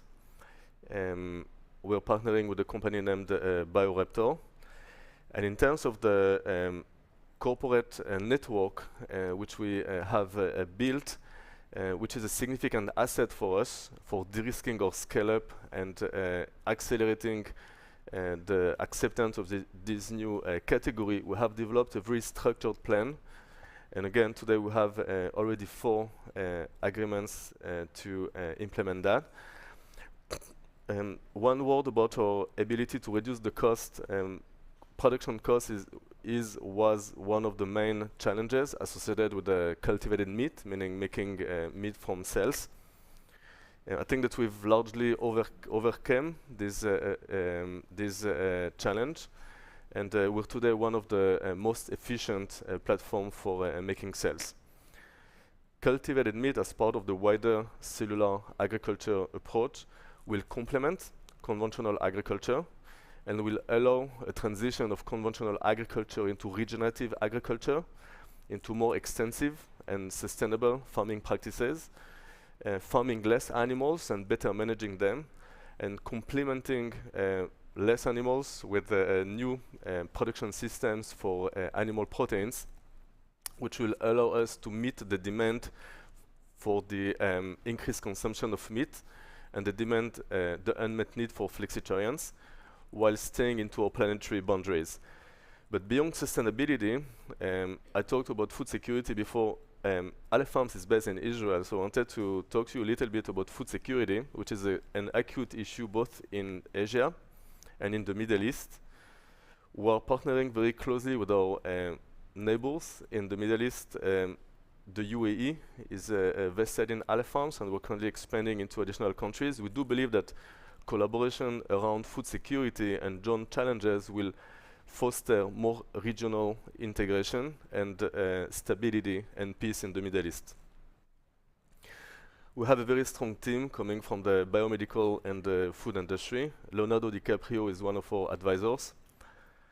And just to conclude this presentation, we're currently raising an additional $25 million, which is an extension of our round B, with terms which are slightly different from 2021, which were aligned with the current market conditions. And the purpose of this extension is to launch our Petit Steak, the first product of our Aleph Cuts product line, initiate at least one offtake agreement, and show our ability to scale up our low-cost optimized platform in APAC in order to demonstrate a viable path to short-term break-even. So next time you're looking for other options, better options for your proteins, you can count on us, and we hope to be able to deliver this product to you, to your plate, in the next very short amount of time. Thank you very much. Thank you very much. Expert panelists? Okay, I'll go first. Hi Didier. It's good to see the progress of the company over the years. And as you're launching Petit Steak soon in the market, can you talk a little more, or you position it to the market, and in particular relevant to the topic today on nutrition and sustainability? Exactly. Thanks for the question. Actually, our product is leading a new category within the animal protein sector, which will be successful based on its own internal intrinsic attributes rather than on production process, which is more sustainable. So we need to make sure that the product itself brings a unique value to the consumer so that it drives the purchase habits. The main focus of Aleph Farms today is on health and nutrition. Because we do control the production process for a product, we can optimize its nutritional profile. Our petit steak is high in protein, low in saturated fat and calories, and high in macronutrients such as iron or vitamin B12. We are targeting a segment of younger consumers to start with, millennials and Gen Z, which are very sensitive to the nutrition and the health profile of their food. And today, red meat is considered a less healthy option than, for instance, chicken. So we make a red meat product which has a nutritional profile equivalent to chicken breast. So it's the best of both worlds. Great, thank you. Again, a question on positioning. And during your presentation, I was trying to remember the foie gras company, which I believe is Val Foods, based out of Australia. And I quickly looked at them because I was trying to remember their positioning. And it almost seems like they're trying to put out product that is not trying to be on par with foie gras, but actually something a little bit more. So are you trying to be the same as the conventional products you're trying to be, or are you trying to add something a little bit more? That's an excellent question. Our products are optimized for specific attributes which we believe are unique in the market. If I'd like to use an analogy, which I'm not sure it's a perfect one because it's not food, but if we think about electric vehicles, EVs, electric vehicles don't have exactly the same attributes as internal combustion engine vehicles. You know, it takes more time to recharge an EV than to refuel a tank. On the other hand, the acceleration might be better, and the driving experience is different, meaning that in the blind test you would make the difference. It's not exactly the same product. So we define it as a different category, which is many times marketed with unique marketing messages to a specific subset of the market. I think cultivated meat will follow a relatively similar approach, meaning that we do define ourselves as a new category within an existing industry, which has the opportunity to deliver unique value proposition to specific customers, which we have clearly identified based on a lot of market research. So to your question, we're not replacing one-to-one an existing cut, like sirloin or filet. We're developing our own cuts. That's why we call our products Aleph cuts. Sorry, could I ask one more quick question? Sure. I know, you go through the capital. For any category, you end up needing to raise more than what you initially intended. And that goes for any company, really, out there in any category. Do you find, though, maybe there's been some efficiency as this company has gone along, that maybe you don't need as much as you initially thought at this stage because of technological advancements? I don't know if that's the case. Exactly. Actually, when we raised our round B, we raised $105 million in 2021. Since then, we had a small SAFE in 23. Our plan was to raise, hundreds of million dollars more to build the category, and I think that in the next couple of years, also as a way to adjust to the evolving funding environment, we really reworked our plan to refocus on a short-term profitability rather than scale. So we pivoted from larger markets like the US to smaller markets like Singapore, Israel, Switzerland, which have higher selling price and where we can actually maximize our margin and switch to break even quicker with smaller quantities. We also worked on externalizing our production in order to reduce the capex needed in order to grow, and we signed more agreements. We also worked on de-risking the marketing risk by signing agreements with our partners. So we have reworked our plan a lot to reduce drastically the amount of capital we need in order to move to profitability. Thank you. Thank you. Next up, we have James with WandaFish. Is the control on the...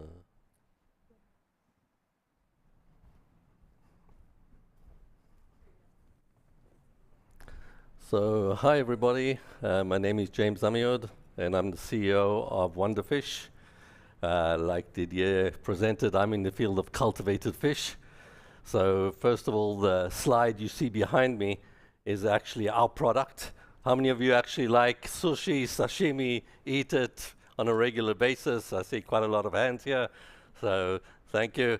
So, if you look at it very carefully, you'll probably notice that take a look at the picture well, and you'll see over time, you'll probably see less and less of it on the market in general. And that's the simple reason that in 2050, there's going to be at least 50 million tons shortage of seafood in general. And of course, protein, seafood protein, is growing at 2.5 times more than any other protein out there. So these are very important numbers. But maybe before I go into the presentation itself, I'm very proud of our crew. So we got, besides myself, we've got 4 other people, all postdocs. Our VP R&D is a MIT postdoc graduate, and 3 others are from the really, I would say, exclusive university in Israel called the Weizmann Institute. So a lot of very, very relevant experience. And then you'll see in the presentation why we've reached and how we've reached so far with so little money where we are today. So what are we actually doing? We're doing fish without fishing. We're doing cultivated fish, first of all. We want to enable the oceans to recover, and a lot more than that. And more than that, we're not competing with existing fish and fishing industry out there. We're actually contemplating it in one way or another because there's such an enormous shortage. So I'm going to show you a short video. Sorry, it's a bit gruesome at the end of the day, but you know, this is what's done in the Mediterranean for today, for example. That's bluefin tuna, by the way.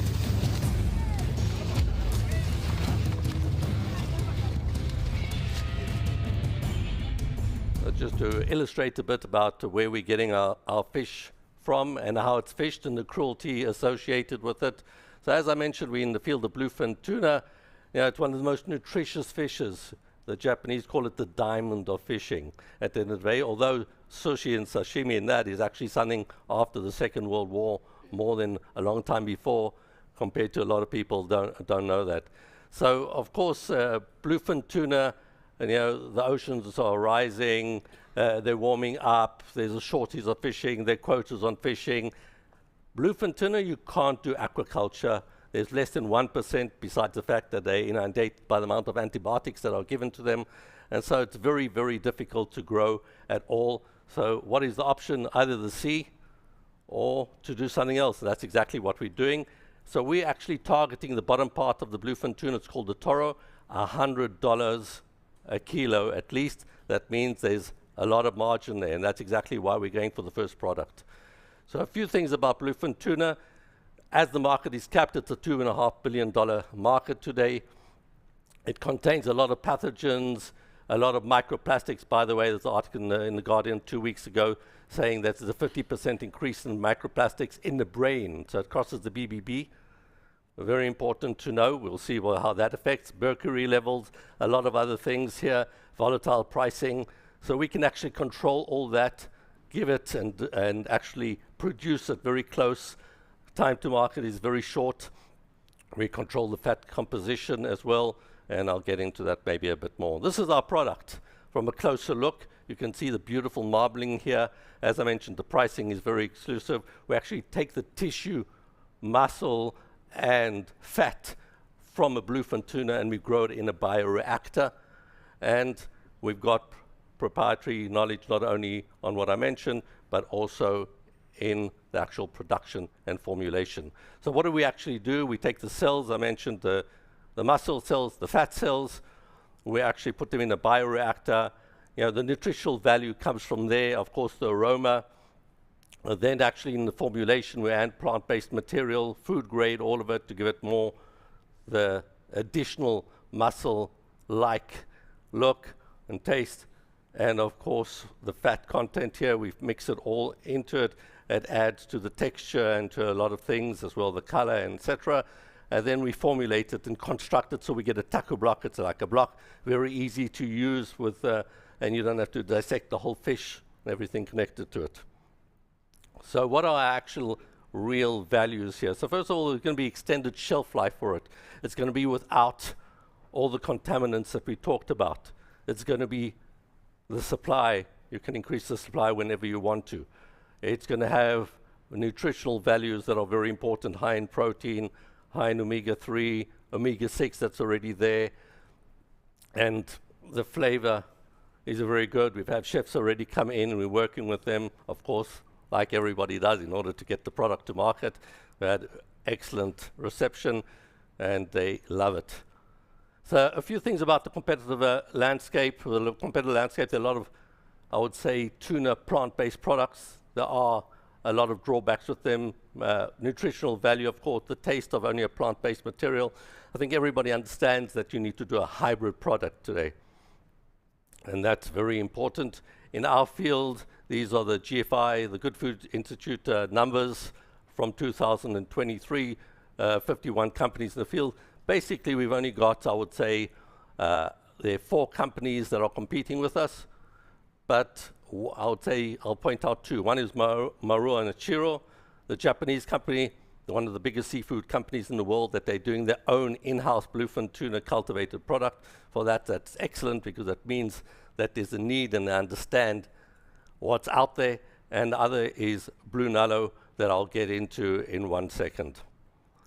So if you look at what we've actually, where we actually stand compared to the competitors out there, I look at ourselves as a deep seek product.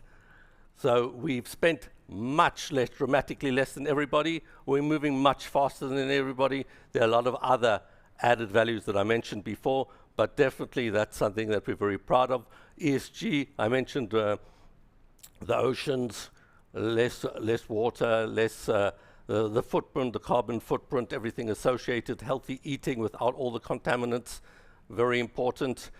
The company was founded 3 years ago. If you look at it, the initial technology came from Tufts University in the US. Besides that, one of the biggest, I would say, funds in the field of aquaculture, it's called AquaSpark out of Holland. They've got a $500 million fund for aquaculture. They invested in us. That's really a vote of confidence from our perspective, getting such a tremendous player like that on board, and a few other players. We're doing a small safe round now of up to 4 million. Most of that's already committed by existing investors, so we're very happy with that. Let's just give you a bit of a roadmap, and towards the end of the year, I'm taking a bit of safety margin there. I'll start a safe, and the vision that I see for the company and in general in the field of cultivator, I don't see there any way that this world can survive with a 70% increase in population without actually having cultivated food. It's the name of the game. Maybe for us, maybe still we'll treat it slowly and eat here and there bits, but our children, of course, well, it will be common practice for everybody to eat it. It's a need. And I mentioned not only the contaminants, but a lot of other things that are playing a major role for us moving forward. So thank you very much for your time. I very much appreciate the chance once again. Thank you. Thanks, James. I think I'm definitely your target demographic. So next time you have a tasting, I'd like to volunteer. I'll write that down. I was, we had ice cream before. I was hoping to get some sushi. Can you talk about the production ramp up and how you envisage that? You're still at a very early stage, small team, so please take it. Yeah, I think, thanks for the question. I think it's an excellent question, because definitely the industry, when you look at the industry and what's happened, and I think that's why we are, in a way, in a very good position, because we watch and we're learning from all the, I would say, the bigger companies and I would say the mistakes, or some of them that they made, and we're learning from it. And so what we're doing is we're improving our production costs on the one hand dramatically. Of course, that goes out without saying. We've also got a very high-priced product. So the margins here are much larger, especially to come into a new industry. And you'll see that a lot of the facilities in general that are being built, they're being, I would say, tailor-made more towards the food industry and cultivated food. So those are coming down as well, and you can see a projection of that as well happening as well over time. So I think those three components are very important to understand, and as it becomes mainstream, I think there's no way, like the EV cars, like virtually any new industry coming in, you know, it was always at the beginning, you need capital and you need to invest. It goes down over time, and we're looking for partners in this. We're not looking to earn 100% of everything that we do, but to share it with partners that will actually enable us to get to the market, I would say faster, more efficiently, and in a wider audience. Okay, thank you. I'm from San Francisco Bay Area, and there's this plant-based sushi restaurant. I think it opened up maybe 5-6 years ago, sort of one at a time. But now I think they've got like 5 or 6 locations. They just opened one up in the heart of technology, Palo Alto. Do you find that? Do you feel like these sushi chains are going to be sort of your first early adopters? Yeah, so Mike, I think you're spot on. That's exactly. We've talked to quite a lot of people naturally in the area. We've talked to a lot of chefs in a lot of different countries, and that's definitely the market that we're in, the prime market of eating sushi, sashimi. Remember, it's raw fish, okay? It's not cooked fish in any way. That's exactly the prime part of the market goes there. And we've talked to them, and they're waiting for new products. They're looking for more healthy products. They're looking for products that can cost more, that to handle will cost more as well, so spot on. Thank you. Thank you. Thank you. Thank you. Okay, we're almost ready for lunch. We are going to do a group photo really quickly with everybody. So if everybody can kind of squeeze in a little bit, he'll let us know. We'd love to get everybody in, so if you can.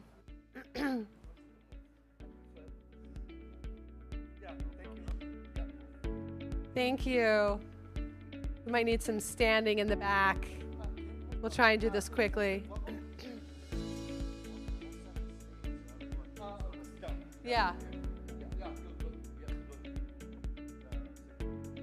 Squeeze in Jane.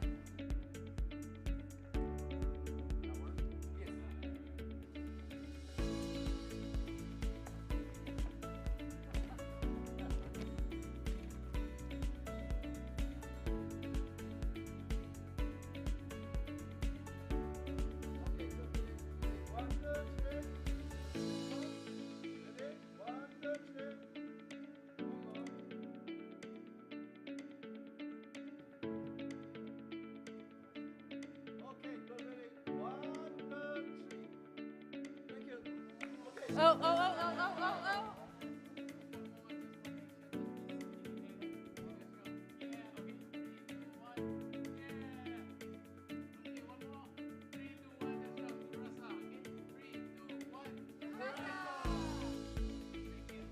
Thank you very much, everybody. We're going to take an hour break for lunch, so we'll see you back here at 1:20.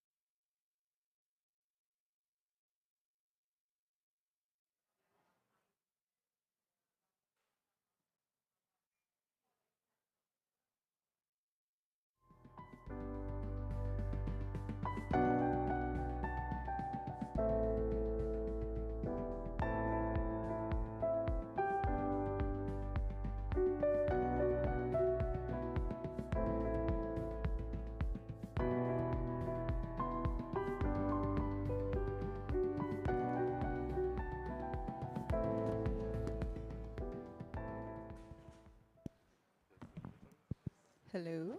Hello, everyone. I hope you all enjoyed lunch. Welcome back. We'll try to keep this as engaging as possible to prevent the food coma. So welcome to the panel. Let me introduce some of my fellow panelists. So Didier, no stranger. Welcome back, Didier. Thank you. And good afternoon, everyone.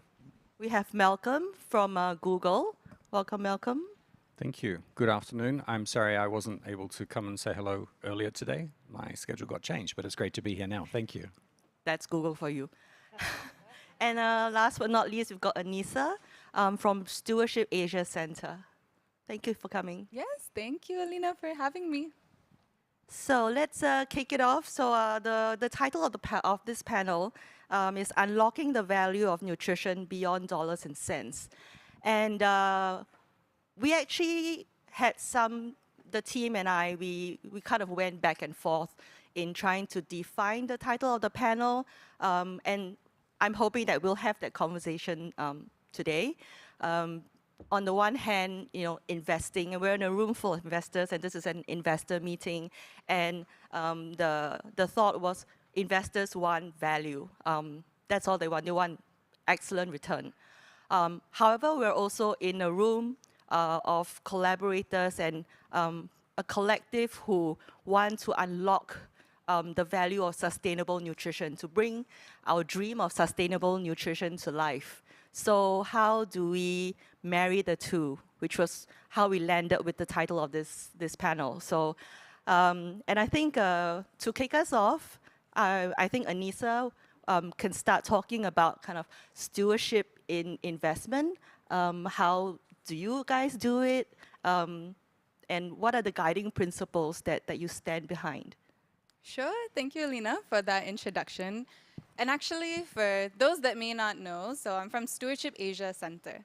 So what is stewardship? I think that's the first to kind of dig in, because when we started the center, we realized that the definition of stewardship varied vastly across geographies, across countries, everywhere, and especially within the investing community. So we started off looking at the investing community and thinking, okay, what's happening? What actually is investment stewardship? And what does that mean? Essentially what we found was, and how we started defining stewardship and essentially steward leadership, which is the practice of stewardship by business leaders, by businesses, investors, companies, stakeholders, is that it means creating value by, not through, not during, but by integrating the needs of society, your stakeholders, future generations, very important, I think, in today's age, and the environment. And that's what it looked like. So how did we create, or how did we try to instill this shift in mindset? So obviously, as investors, what you want is responsible investing practices, and you want financial value. And there's tons of different ways on how you can look at value in itself, but what we wanted was value that's long-term. We wanted that value that integrated the needs of society and the environment. So what you're doing is you're ensuring that you can do well by doing good. And I think at its core, that was what we essentially wanted to work with investors to try to change that mindset. And what we found is that it wasn't just the investor community, it was consumers as well. How can we get consumers on board to also realize that there are companies out there that are doing well by doing good, and how can we support them? I mean, you've heard many of them this morning, and we'll hopefully see more this afternoon. But the idea is you wanted to invest in people, planet, profit, and that it was possible to make profit by doing so. So that was pieces of how we were looking at companies to help adopt a stewardship mindset and investment portfolio as well. And did you want to share a little bit about some of the success stories or some of the case studies that you've seen in your time there? Yes. So maybe one company that I can share is, and maybe I'll ask the audience, how many are you familiar with Farm Fresh? So little, we're seeing in Singapore. Okay, so those that are familiar with Farm Fresh know that it's a Malaysian dairy company. A dairy company in Malaysia. Who would have thought? And actually, the founder of the company, and when we heard his story, he also had the idea of who would have thought that I could make this a reality. This was a founder, his name is Mr. Loy, who started the company because he knew he wanted to create a product in Malaysia and that provided nutritional value for the consumers and for the communities that he worked in. It was a huge concern going into a supermarket and not finding a dairy product or milk that didn't contain preservatives, additives for the shelf life, and especially within the rural communities in Malaysia. So what we found is, and he did this through many different ways, through different networks that he created, but he was so adamant to create milk. He brought cows from Australia, realized it didn't work, so he created a crossbreed of cows from India and Australia, brought it to Malaysia, and that's how Farm Fresh Milk was born. You're taking milk from a crossbreed of an Indian and an Australian cow. Nobody thought it was possible, but at its core, and this is where we believe is the most important to have a stewardship mindset, his purpose was to create a product of nutritional value in Malaysia, from Malaysia, for its consumers, especially in the rural areas in Sarawak, Sabah. You're looking at not just KL. So this was a huge community. He knew it was an issue, and he kept his values. Where he found barriers or challenges was that when the company had faltered or there were issues or challenges, like many companies and startups have, a lot of the investor community had questions or a pushback. But he stayed true to his values because he knew for the long term this was for the community and for the consumers of Malaysia. And now they've spread from Malaysia to they're sharing to Indonesia. I think they're across Asia and China and shipping their milk all the way to Australia now. So it's a growing business. It's still actually quite small. But you can see that having that stewardship mindset and that core values and purpose is what led him to create a product of nutritional value in Asia. I think that's key as well. And that's a nice segue to Malcolm's food program. The value of, incorporating nutritional considerations into business operations. Do you want to talk a bit about that? I think it's really funny that you call it Malcolm's food program. So maybe just a brief introduction to some of what I do working within Google. I've worked with Google for nearly 13 years. My role has almost exclusively been focused on what we call our food program. So our organization has invested in food at work as part of the way that our organization is structured since its founding. Our organization hired an executive chef before it hired a human resources manager. That is factually correct. And so food at work and food as a part of Google's culture is foundational. Over time, as the organization has grown, we have chosen to turn this into a scalable enterprise, which now operates at the size of a medium-sized international food business. We invest enough to serve 250,000 meals a day in 54 different countries. So we do that with a focus on several principles, one of which is food brings people together. Secondly, food is foundational to people's wellness and health. Thirdly, it supports company culture, and it also enhances our reputation as an employer of choice and leads to retention of people. So there's quite a bit of reasoning why we do what we do, and it is an investment. So in a really fundamental way, the company chooses to invest in food and therefore nutrition because it's good for the organization in multiple different lenses and multiple different ways. We don't charge our employees to do this. We provide this for them as a part of them being in our organization and working in our organization. So that's the sort of starting point on Malcolm's food program, which we'll just keep within this room, and we won't say that anybody said Malcolm said it's his food program, because it's not. We're live streamed, by the way. Yeah, shut up. I'm in so much trouble right now. You've got no idea. I think it's also worth talking about as the organization has grown, where nutrition, and maybe nutrition with a little bit more definition, has become more important. Providing free food was very easy at a very small organizational level, and then providing food that made people happy is very easy at a small organizational level. But when you scale up to thousands and tens of thousands and hundreds of thousands, there needs to be a lot more thought around what is the impact of the food in multiple different ways. And nutrition is definitely one of them. We just heard it, like, we're here to stop you from getting a food coma after lunch. The food program exists in our organization that I work for because it enhances productivity, not because it limits productivity. So there needs to be a lot of thought around what we serve, how we serve, and what are the types of ingredients that we use. So there's an absolute first principle requirement to think through what is an investment in nutrition. How does that translate to investors? We're doing this at scale. This is not the example you've just heard about how to do it with a small growing dairy. If you want to bring something to us that works in the nutritional space as an organization or as an investor, it has to work at scale for us to really pick it up.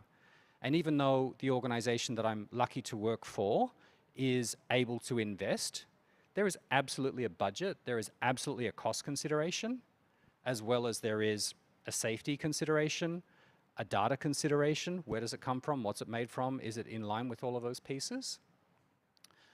So those are the sort of starting point elements that I'd lay out as to how we see it. We've learned quite a bit about it in the last, and we've been working on this now for a little bit longer than 13 years, but most of my time in the organization, we've learned quite a lot about what resonates with users or consumers, and they're not going to do stuff just because it's good for them. Like, everybody knows you should eat the right stuff because it's good for you, and I'm not trying to challenge you all or make any of you feel guilty, but I know you're not doing that on a regular basis because nobody does. Right? This is where the opportunity as an investment and also as a company working and looking for investment actually exists. How do you make something? Why do you eat food? It tastes really good. That's why you eat it. It represents culture. It makes you feel good. And so anything that we do has to meet that test before we'll say it's a good thing to do, before it's something that we'll try and scale. And you can make changes. We have gone through a progression in a decade of moving away from land-based protein, of moving away from red meats to white meats to fish to plant-based protein at scale. But you've got to make it taste really good. Really fundamental stuff in the food space. And the other factors that make it important or drive value are secondary, in our experience, to it has to be a great food experience first and foremost, as a starting point. That's great. And talking about food tasting good, good for you, that tastes good, you know, Didier, you know, what you do at LF Farms, that's exactly that, right? It does taste good, right? Tasted it, it's good. It tastes great. You tested it, Yeah, right? yeah, I've tasted it. You can testify. And just, you know, switching on kind of from the startup lens, looking for investors, and you're in a room full of kind of impact investors. You want to share a little bit about your journey, what they're looking for, some of the, your journey. Of course, happy to share from the startup angle. Obviously, as most of you know, the funding environment is very different now in 2024, 2025 from what it was in 2020, 2021. And I think it's, you know, it's potentially a good thing. I believe that in 2021, the focus was on scale. Money was almost free. It was flowing at very high valuation, very big, very large amplitudes. And I think that we've seen a kind of rationalization and a little bit a step back from let's fund anything under the sun, any entrepreneur with any product, to let's think a little bit, you know, what really makes sense. And I think that from this period of, let's say, scarcest resources, we'll see the leaders of the category emerging.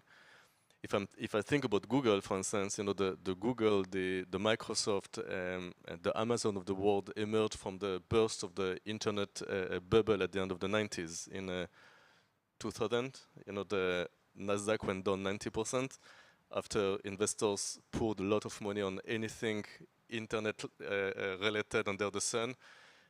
The the focus until the bubble burst was also on scale and expanding the user base of the companies rather than on fundamentals. And from this, let's say, downturn, early 2000, the companies with the right business model, the right products, the good managements, right business plans actually emerged based on a very strong foundation and making money and driving a profitable business model. And that's what we will see in the alternative protein space as well as it happened in other industries. And I think that the companies which adapt to this evolving funding environment need to do so a little bit like organisms. You know, I'm a biologist by education, food engineer and biologist.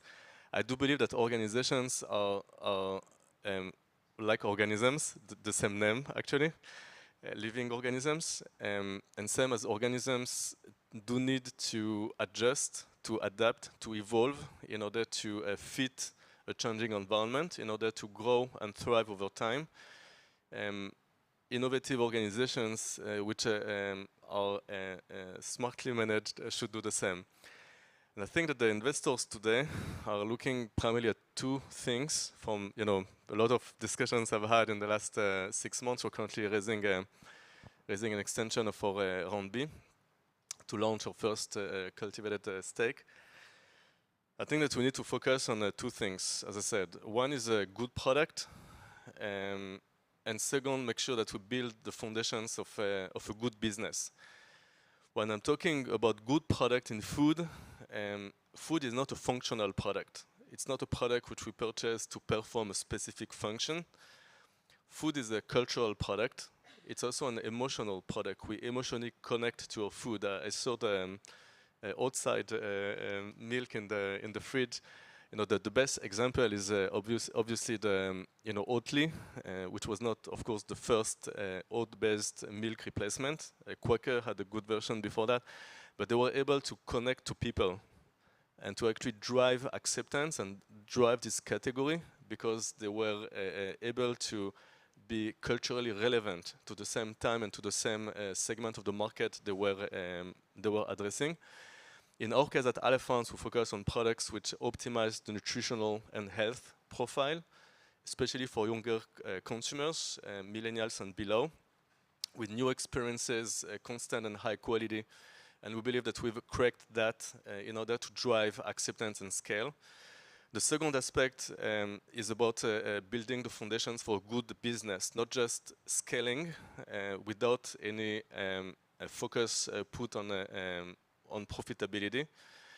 And we call it Elephants 2.0. In the last couple of years, we really changed a lot our approach to reduce our investments in scale, but focus on profitability first, with less products, smaller markets, lower volumes, but first get to profitability. We just completed a long-term program for reducing our cost by another 97% since 2022, which is impressive. Our CTO is here in the audience, Neta, which has taken a large part in that. We have improved our scalability. We have signed agreements to grow based on collaborations and build a very strong ecosystem to drive first profitability before scale. And this is, I think, the way, in my views, companies should adapt to the funding environment. In 2020, 2021, many investors invested in the vision, sustainability, food security. Today, to my understanding, they don't anymore. So we need really to make sure that we deliver a good product and that we build a good business. So you're saying that you have to do good, you have to do well first before you can do good. Yeah, I mean, that's a very large topic. Contrary to Anisa's point. Actually, I think what you said, Didier, isn't essentially contrary, because you were talking about how the first point, right, is you have to have that good product. It has to connect to people. You have to portray a values and a purpose, which is actually what we talk about, to your consumers, to your stakeholders, that there is meaning to this product, and you have that. I think essentially, actually, SMEs, what we found in some of the work that we've done, where we look at the best steward leadership companies, the companies that practice the most steward leadership, is that with SMEs, with startups, a lot of them actually start with a good purpose. They have at their core a purpose to address something for the environment, to address something for society.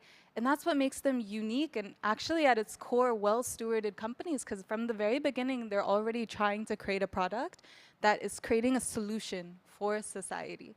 So in essence, when you're looking at the profitability piece, you are actually making profit by already trying to solve a solution for society.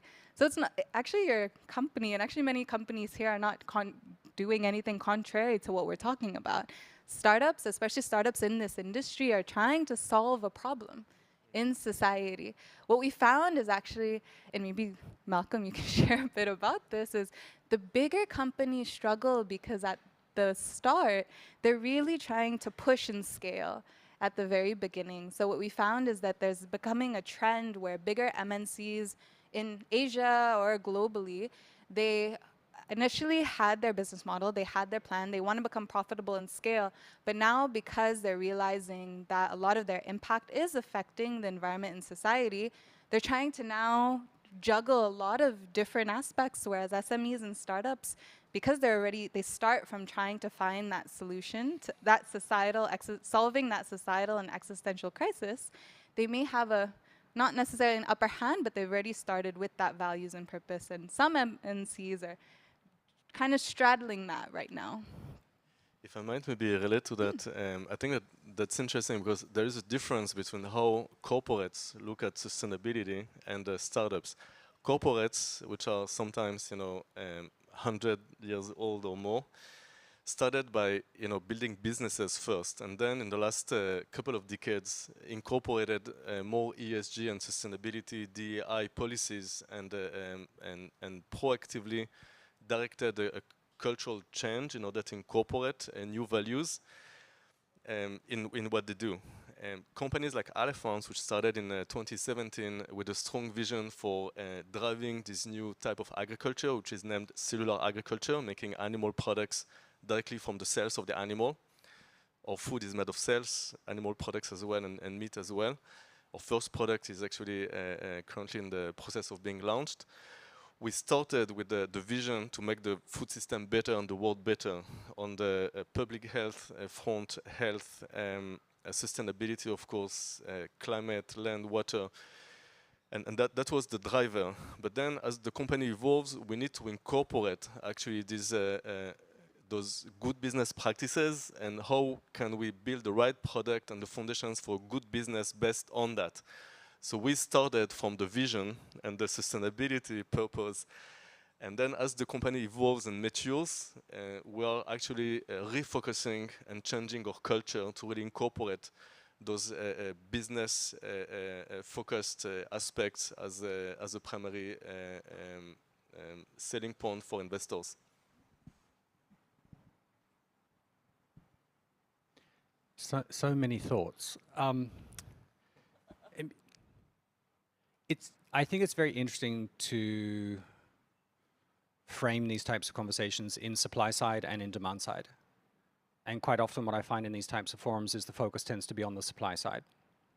What can I do? What am I trying to solve? Why is this a good idea? How can I do this effectively? How can I do this innovatively? What cost curve can I address? And in reality, if you want to change a system, you've got to address supply side and demand side. And so within the program that we run, we have the opportunity to test supply side and bring in interesting or innovative stuff and see what demand is like. And why you heard me say quite loudly and clearly it has to taste good is the theory of change around food has to stay focused on the food has to taste good, or the ingredient has to enhance the food. Fundamental. And then you have to look at, well, if I bring a new ingredient in, do the chefs that I use and work at scale with in a 10,000 strong workforce have the skills required to use this new product to still make good food? And is there an element of training and retraining that has to be built in to get that supply side to demand side piece to work?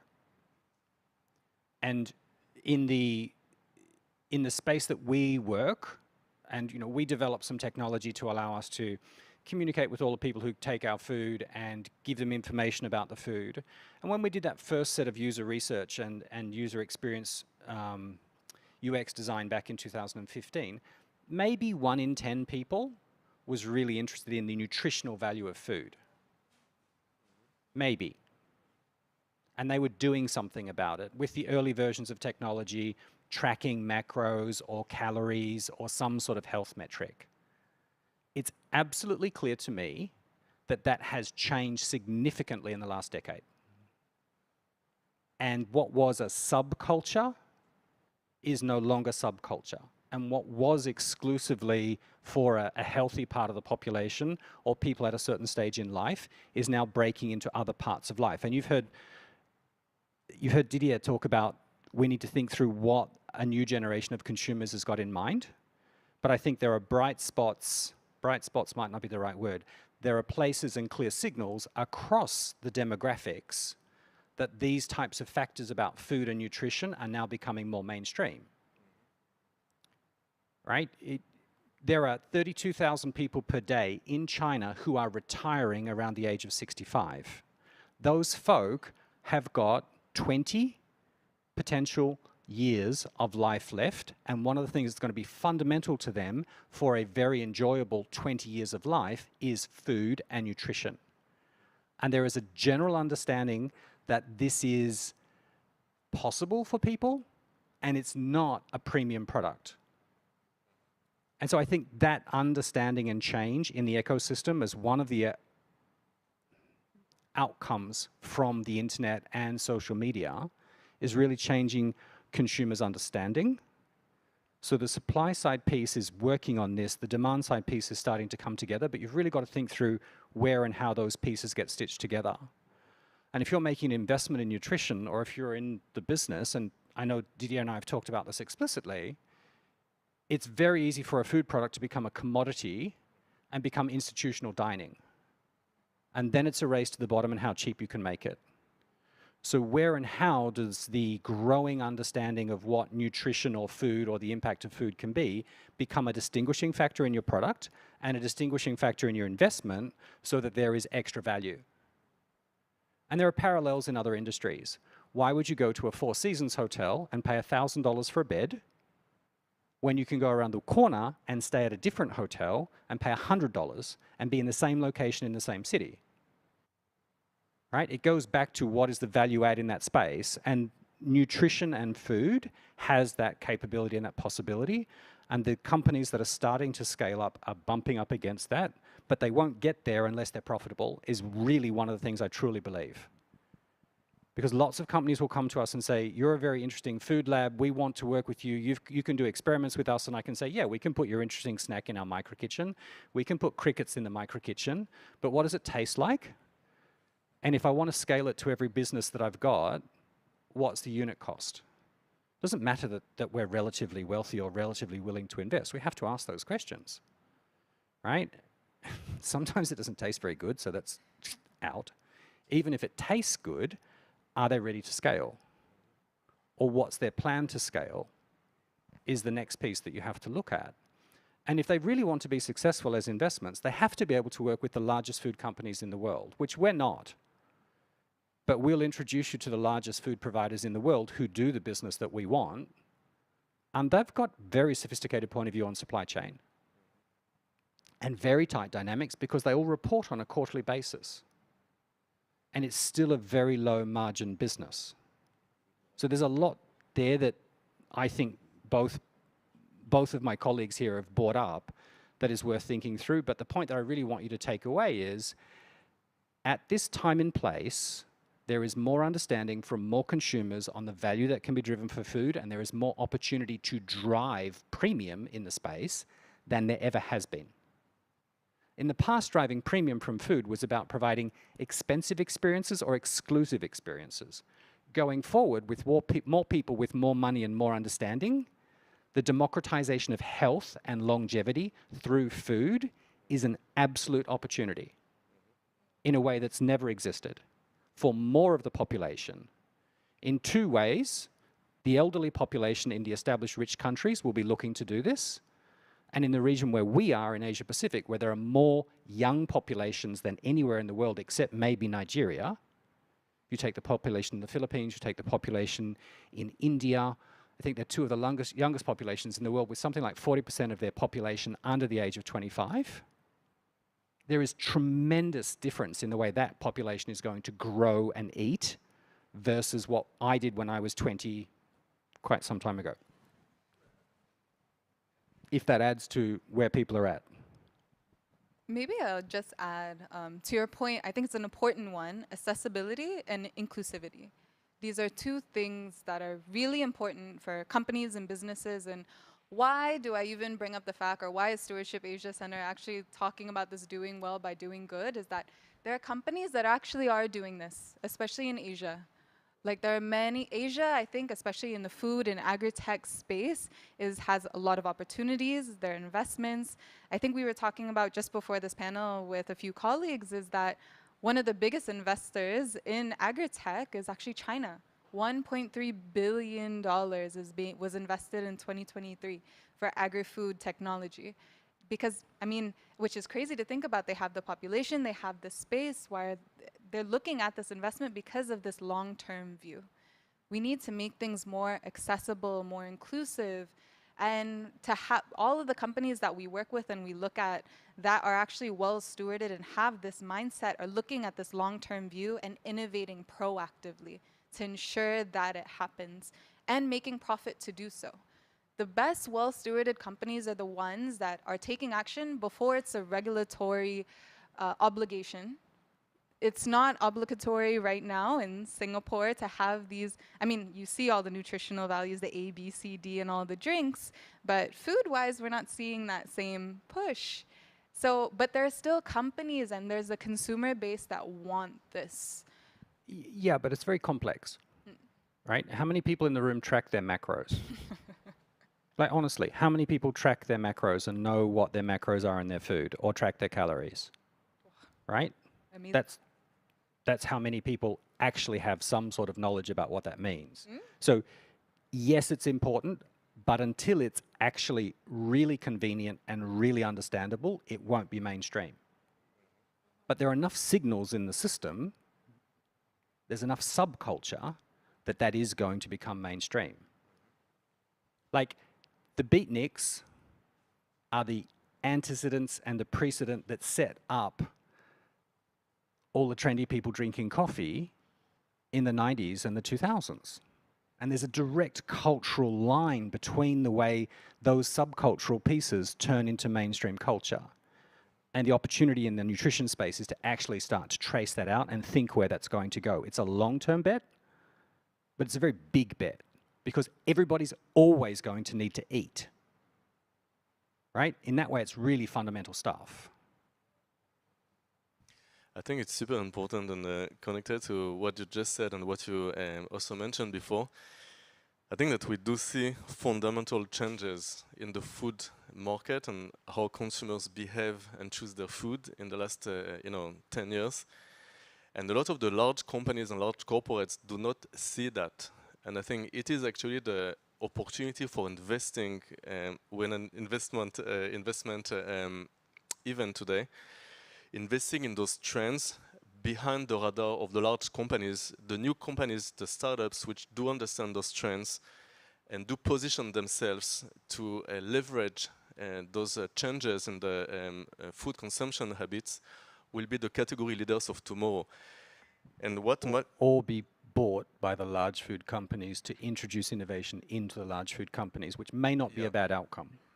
That's also right. When you talk with large companies, and again, with a lot of food system players in different parts of the world, they come with the same mantra that what consumers want is taste, price, and convenience. We hear that all the time. It is true, of course, that price, taste, and convenience are very important. But I think that the market is changing in front of their eyes and they don't see it. I think that the health trend is becoming very important. But even the ethical trend, people today are willing to pay more for fair trade coffee. At least some segments of the market are willing to pay more for cage-free eggs. You didn't see that in the 80s. You know, those are new trends, and I think that if in the 80s, 90s, price, taste, and convenience were the three metrics which mattered, today the market is much more fragmented. I think that due to social media, due to the younger generation, which is much more informed, sophisticated, looking for information, we do see a lot of tribes, a lot of groups, a lot of trends emerging within the food market. And if the food market was kind of uniform 30, 40 years ago, today it is highly fragmented. We can't define, you know, the three metrics which matter in food. You know, there are trends and there are underlying mega trends which we need to identify. Health and nutrition on one hand, and ethics on the other one are those mega trends which you as investors it'd be better investing in now, as Malcolm said, before they become obvious as a very large mainstream business opportunity. Are we taking questions? Or yeah, I mean, if there's questions, I think any of us is happy to answer that as well. Yeah, I think we've got a question.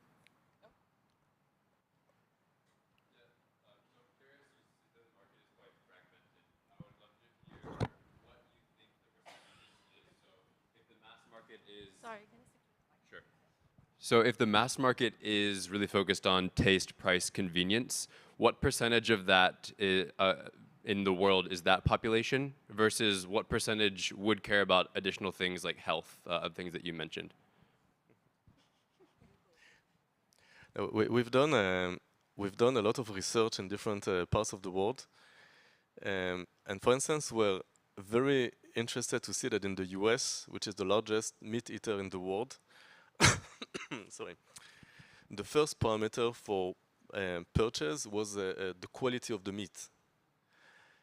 Not the price, not the convenience, and not the taste.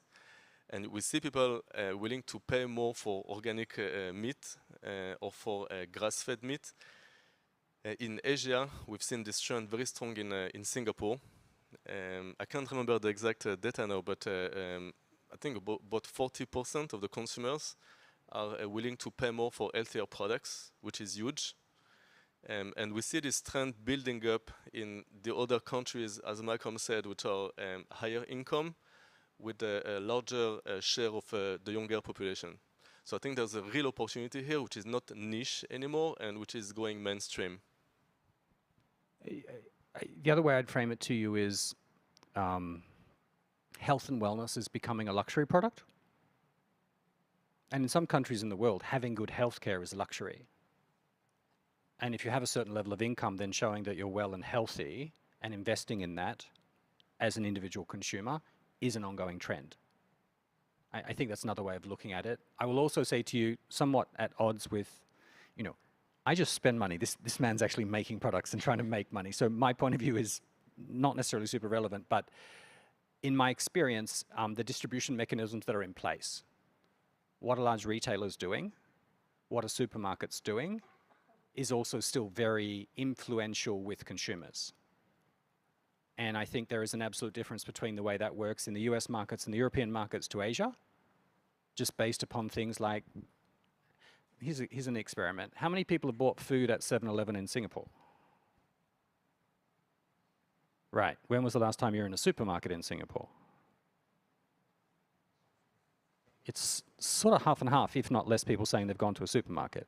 Like, I think that dynamic is also an influence to your point around where people are at and what people are doing. So that how do you distribute stuff is an interesting piece to come at, particularly in Asia. And I will say to you, in general, in places that would be qualified as mega cities. If you look at a city with a population of 10 million people, the people in that city spend a lot of time traveling. They don't have a lot of time to make food. Food has to be convenient. Where are they getting their food? They're not going to supermarkets. They're not cooking.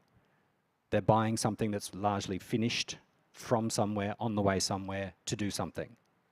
And that's very much the trend that I see in Asia Pacific. And I run a business across Asia Pacific, across 11 different countries, serving 75,000 meals a day. And it's really interesting to look at the sort of what I call the 7-Eleven model of are you convenient and are you selling food, right? That's another thing that I'd add there. We have There was another question. A question from Frost. Hi, first of all, wonderful panel discussion. I have specific questions for Didier and Malcolm. Who decides the taste of the products in your organization? Is it Didier has to approve, Malcolm has to approve, or who's the expert in that? The second prong question to that is, if an entrepreneur is trying to build a product in the food category, like how do you kind of get that expertise? Is there a panel of experts available in the market who can taste and tell this is great? Yeah.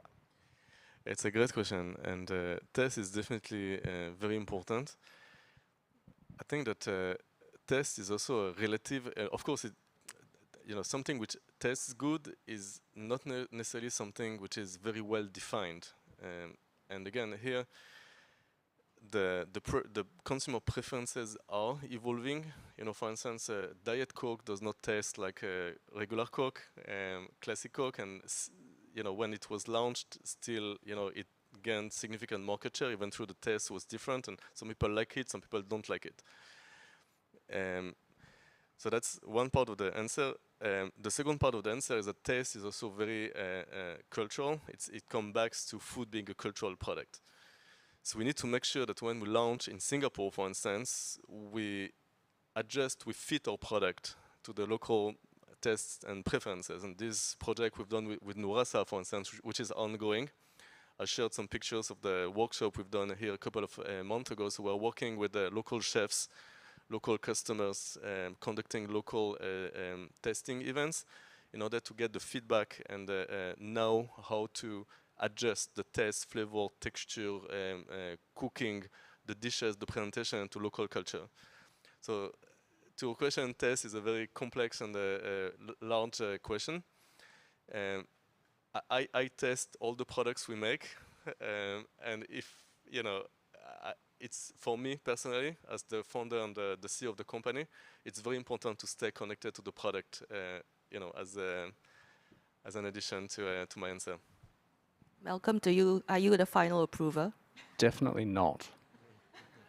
I mean, my role is the money, the investment in the program, and potentially where we as an organization would influence taste is what are the principles that we would use to inform the wider system that's producing the food. So if we're making, and I think we bump up against it in Asia quite a bit, or especially when we export Asian food somewhere else in the world. So the team that I work with developed what we call our India culinary playbook, and we had a lot of debate around how many different types of culinary delineation you'd make in India, because you can make lots. And we got back to 4 broad categories, which we then shared with what I will call our white audience in the United States, who went, so you don't mix that with that? No, that's from Southern India, that's from Northern India, and people who want Northern Indian food want breads, they don't want this. And if you're going to do these types of meals, you need to balance it with these types of vegetable dishes, because that's the way that works. So those principles are something that we would spend time on. We've also done some experiments with, and Didier knows more about it than I do, like there is good science around what defines taste. And it's interesting when you really get into it, everybody responds the same way. It's just which levers you pull on a dish to really make it feel good to somebody, right? It's got there's a range of stuff: sweet, salty, aroma, all those bits and pieces. Yeah, and to this question, we can also say that Asian food, for instance, if we talk about even Indian food, which would be prepared in the US or even in Singapore, many times use different spices. And sushi, which is originally from Japan, is different in the California roll. You wouldn't find a California roll in Tokyo, for instance. So that's an example of how food is localized and fitted to the local taste and adjusted to really be successful and drive a new category in different cultures. Food is not a, even McDonald's, which, in the 80s, whatever, tried to sell the same food everywhere. Today you have menus which are different and fitted to each country, because they understood that in order to be successful, they need to fit into the culture. Yeah, that's true. And I think it goes back to a point that you heard Anisha talk about in terms of what's responsible, and you might jump on, but we all know Asia Pacific is a geographic construct because people couldn't work out what to describe everything between the east coast of America and Europe, right? And when you really get into it, it's an incredibly diverse space. It's also economically the strongest economy in the world and the place that everybody has to trade with backwards and forwards, with the youngest populations, the highest internet users. So in this space, understanding what is diverse, what is appropriate, is incredibly important. Like, it's incredibly important. And also there's tremendous upside in getting it right for just one market. Because some of those markets are really, really big. Like, what can you sell in Indonesia? What can you sell in Korea? It's the 9th largest economy in the world. Like, it's interesting to think those elements through in this space before you then get from what can be done here and exported to the rest of the world. No, and I would just add to that is that a lot of the principles for businesses that are coming out of the different Asian countries and the trends that we've seen are actually quite similar. Asia is very diverse. It's very, as Malcolm has eloquently said, when you go to each market, I mean, it's one of those areas where in the aspect of food, it's very different tastes, different ideas of what food in the culture should look like. But what we found with the idea of the business practices that are happening and the types of problems that they're trying to solve within the environmental or food space, and some of the businesses that are popping up across Asia, is that they're all trying to beat up against one, climate change. They're trying to solve a lot of the localized issues that are coming with climate change, whether it's rice, fortified rice, whether it's looking at different types of meat, or you see a lot of these popping up, but they're all trying to make money. And they're all trying to really ensure that they have this long-term perspective. The one thing that I will say about Asian businesses, especially in the agri-food tech, and in this space, is that they're really looking towards the next generation. Whether it's the next generation of consumers or the next generation of business leaders trying to bring together in Asia, I think that community and targeting that community has been kind of something that we've seen as a trend right now for the well-stewarded companies in the region. And how do you see investors balancing between doing well and doing good in this space? So, like, what about the investors balancing this? Yes. So, this is very tough to talk about. Especially in Asia, as you're more active in the region. Yes. So what we've seen really as a lot of companies are balancing this profit and doing well by doing good is that actually those that are able to stick to their core, stick to their values, like a lot of these SMEs, like Farm Fresh, I mean, it's a great example. Their core value and purpose is for creating a product for the consumer's interest. They didn't veer away from any of that. But then, I mean, that's a success story. You can look at a company that hasn't or had challenges in doing so a few years ago. Danone also tried to replicate the Unilever model, and you could see how there were challenges in that. So, I mean, what we've seen is that, yes, a lot of SMEs, a lot of startups, because they start at that core, their journey is a bit more difficult because they're trying to build that capital. But because they're trying to find a solution to a problem, they have that energy. They have that continuous drive to really ensure that their business goes through. So that's one of the things that we see is that, I mean, the difficult thing right now is investors, or some investors in different regions of the world are really pushed forth with ESG indicators, a lot of looking at the bottom line. What we've found actually is that, I mean, you have a lot of regulatory processes, principles. The best companies that will be able to beat all the challenges, the upheavals, are those that, yes, they're making profit, but they have a long term. They have creative resilience. They really know that, you know what, this is the challenge. I'm trying to beat up against climate change. I need to make this fortified rice for these communities. They have that core at them, and they're able to navigate a lot of these challenges and make money doing so. So, I mean, I think this space is, a difficult one in essence as well, because there are a lot of environmental factors that contribute to this that may be stable or unstable. So for investors, a lot of, advice that I guess we could share is that you can really look at the core of the business model. What are they trying to address? What are they looking for in society? Who are the stakeholders that they're working towards? Because these are the companies that really know that you need to work in an ecosystem, especially in this space.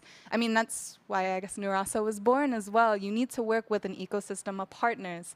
You need to be, so one of the things for a well-stewarded company, one of the values that they hold that we found is that they're interdependent. They know that their success depends on the success of another and the community and who they work with, whether it's the consumers, their employees. It's an ecosystem that they've built. So I guess one of the things that, as an investor, that a lot of the times you're restricted by some of the indicators and models that you see, but some of the best companies that we've observed and that are well stewarded, that last a long time, some family businesses in Asia. Asia is a core of a lot of family businesses. Those are some of the most long withstanding as well, globally. So you can see that they really care about passing on to the next generation. So these are some of the values and principles that, as an investor, you can look at, okay, well, doing well by doing good is a bit airy-fairy for me, but there are actually numbers to this. And you can see, a lot of the work that we do is we highlight the companies across Asia Pacific, because all you do is you hear a lot about Western companies doing this work, but it happens in our backyard. And I think Nurasa does a great, phenomenal job at really highlighting and creating these ecosystems of companies and work that's happening to do that. Thank you. Do we have any more questions? Yes, Mike. Great panel. Question. One thing that I've noticed, we're sort of just looking back, some of the charts earlier, like the COVID bump, but really before that, I think what was concerning, it was a little bit of a double-edged sword with venture getting into food and food tech, where in the tech world, they're used to bubbles, and in health and nutrition, we're really not. So having been in this industry for about 20 years, there hasn't been this sort of boom and a little bit of, I don't want to say bust, but deflated subsectors.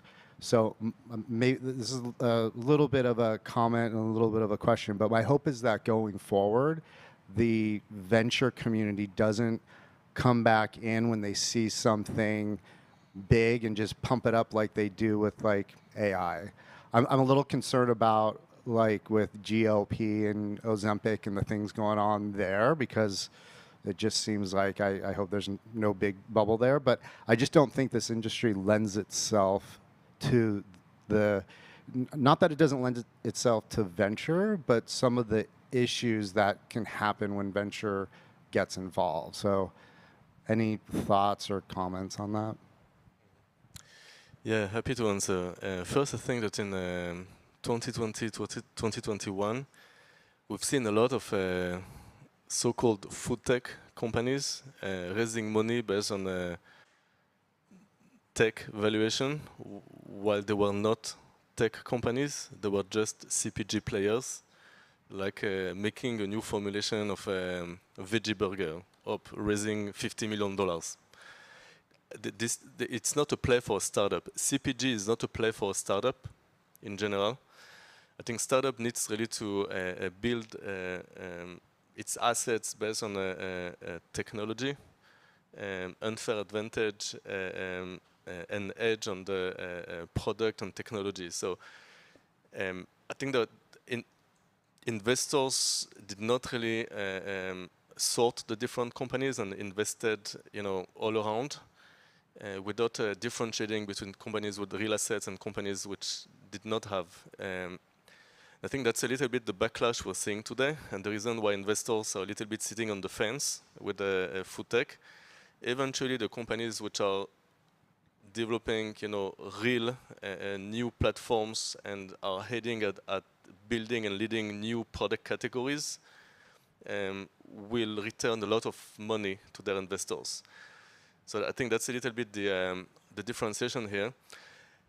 I think another point which has been a bit challenging in the last couple of years for the food tech industry has been that the investors community, especially the VCs, have walked away from sectors which are capex intensive because of the increase in interest rates and the increase in cost of capital, and also because they don't want to fund companies which needs hundreds of millions of dollars to get to scale, because they need to build plants and things like that. And this is why at Alphans, for instance, we implemented this different scale-up roadmap, which is asset-light, which requires much less investment in equity. So we also need to adjust and to make sure that we implement the right business model to fit the VC models in this specific point in time. The other comment I'll make is maybe they've learned their lesson. And it wasn't that those different companies were doing anything wrong. Based upon where they'd come from, based upon how they'd been successful, based upon the data that they had available to them and the signals that they had available to them, this made sense. But at the same time, VC is not a long-term bet, right? If you want to get long-term investment in capital, you've got to find a different source of capital. You've got to find a sovereign wealth fund. You've got to find philanthropic capital. You've got to fundraise in a different way. You've got to have a product that's got a reasonable IRR over a very long time frame for that to work. And that's sort of part of the push-pull. Maybe it was a learning, not very good. I think your comment on Ozempic is interesting because I think that goes back to what I said before around health is a luxury. If I can be well by being able to afford Ozempic and use Ozempic or an equivalent thereof, what are they called, GL1P? GLP-1. GLP-1s? That will happen. The distribution mechanism that I talked about, the consumer mechanism that we're all building our economy on, will guarantee that something like that scales. Yeah. I just want to add one quick comment to that in Ozempic, and it's more about an opportunity. And I've talked to some people in the room here, and I don't believe Ozempic, GLP-1s are a thing here in Singapore and the other areas, but it's massive in the US, and it's massive opportunities. I'm not sure, I don't want to say if it's long term, I don't know, but it's massive. One of the companies that got the most interest at an NCN event last year, we had our fall event in San Francisco. It was a New Zealand-based natural ingredient company that claimed to be a natural solution for GLP-1 users. So my point being is, for those investors or soon-to-be entrepreneurs or entrepreneurs in the room, maybe there's an opportunity here for like the U.S. market, and that might not be a market here, but that could easily go global. Yeah, I've been thinking about this week as I got ready to come today. I think that opportunity represents a push against an investment in nutrition, because that opportunity is an investment in health. Whereas an investment in nutrition is about investing in food that people will consume. And whilst they're related, they're almost two products which are trying to solve the problem that they both create. That product exists and is being sold because people eat too much of the wrong stuff. And the food ecosystem and the distribution system and the quality of the ingredients and how it's available to you and all the rest of it has perpetuated that. That is the direct result of the World War II mass production system being dropped on the food system and making good food available cheaply to everybody. But I think there could be a segment that just doesn't respond to eating well. It just could be just in their DNA, and maybe that could be a natural solution for it. So yeah, it's always a spectrum. Yeah.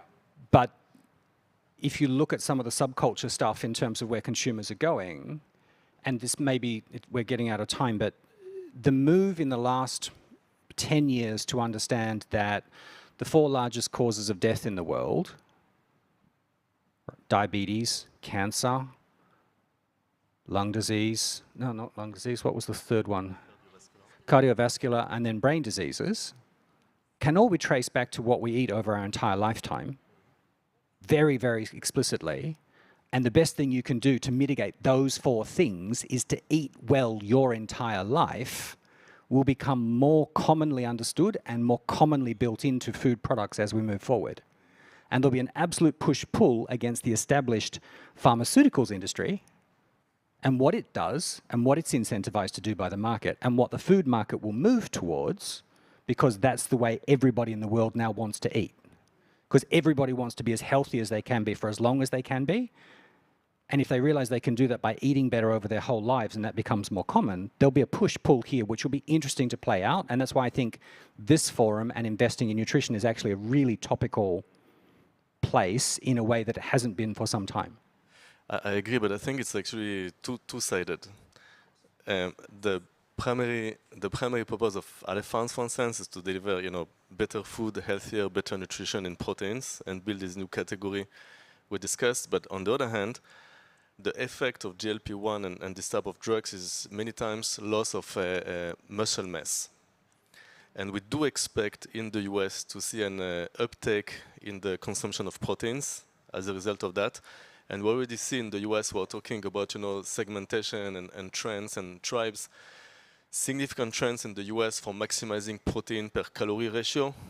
And actually, this evolution of the US market is for us an opportunity to sell more high quality, less processed proteins, which are also, of course, tasty, convenient, etc., but primarily selling high quality, high protein, low calorie products. So it's actually coming both ways. We can solve the issue to start with, as Malcolm suggested, but we can also address some side effects of the society as it's evolving in the US. Thank you for that. We're out of time, but I feel like we really did unlock the value of nutrition beyond dollars and cents. So thank you to my panelists. Thank you everyone for participating. Thank you. Thank you, Alina. Thank you.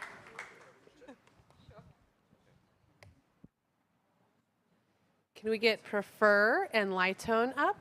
Prefer is first. You're right here. Hey, oh, you are Prefer. I'm so sorry. Jake. Okay.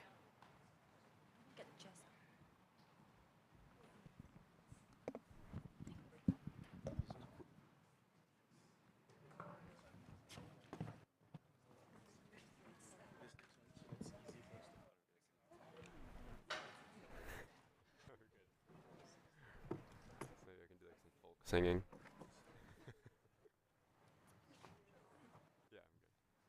Okay, next company is Prefer. This is Jake. Awesome. This should work. Thank you. All right. Do I get a clicker? Do I get a clicker? Oh, this is. Okay, cool. Awesome. Hi, everyone. Nice to see everyone today. My name is Jake Berber, and I'm the co-founder and CEO of Prefer. And at Prefer, we make more affordable and more sustainable flavors and ingredients, starting with coffee.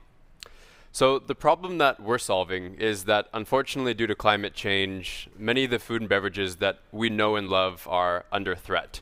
So that means that they're seeing all-time highs in terms of price. And so our mission at Prefer is to ensure that these food and beverages that are under threat are always affordable and sustainable. And so the way that we're able to do this is because we have developed a platform fermentation technology that allows us to create flavors and ingredients by upcycling byproducts of food production and turning them into high-value flavors and ingredients, such as coffee. So at a glance, this is essentially our technology. Our inputs are byproducts of food production, and then during our fermentation process, we introduce them to yeasts, fungi, and microbes that we have discovered that creates the flavors of interest.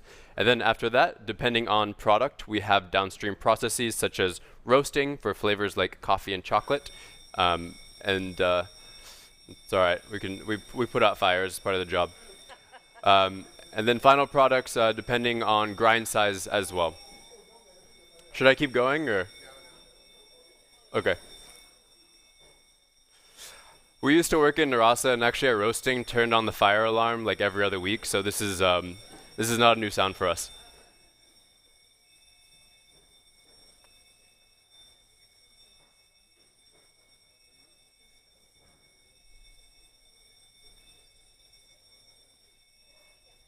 Do you want to stop the timer? Okay.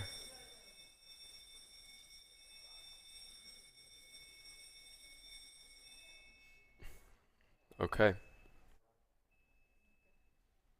Good to go? Hi, everyone. Hi, everyone. Just take a pause as we are in a building with production capabilities. So once in a while, we may have a false alarm. So just hang tight, sit tight, and we have people who know what they're doing and looking into things. Okay? Just pause for a while.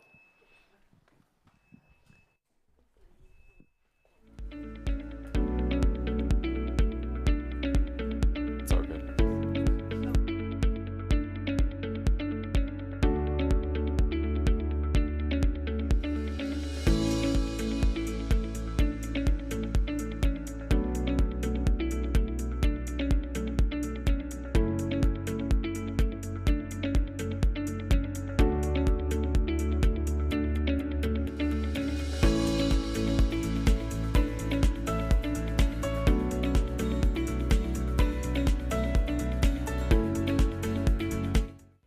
So, so I've just got a confirmation. It is a false alarm. The beeps are still happening. Just give us a couple of minutes, and they'll turn that off. And then some of the blinds and some of you may have noticed the door is sort of down. So don't. It's a false alarm, and just give us a couple of minutes, and the beeps will go away. Okay, just give us a while.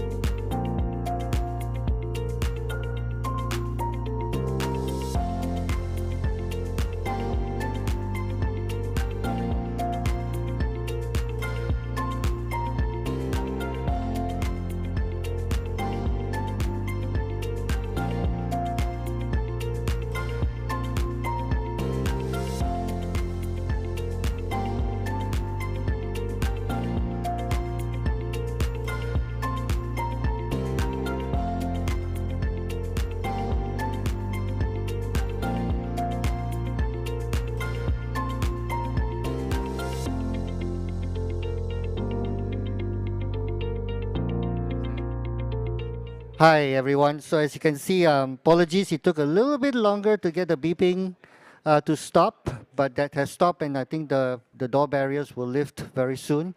So perhaps we can get started. Yep. Okay.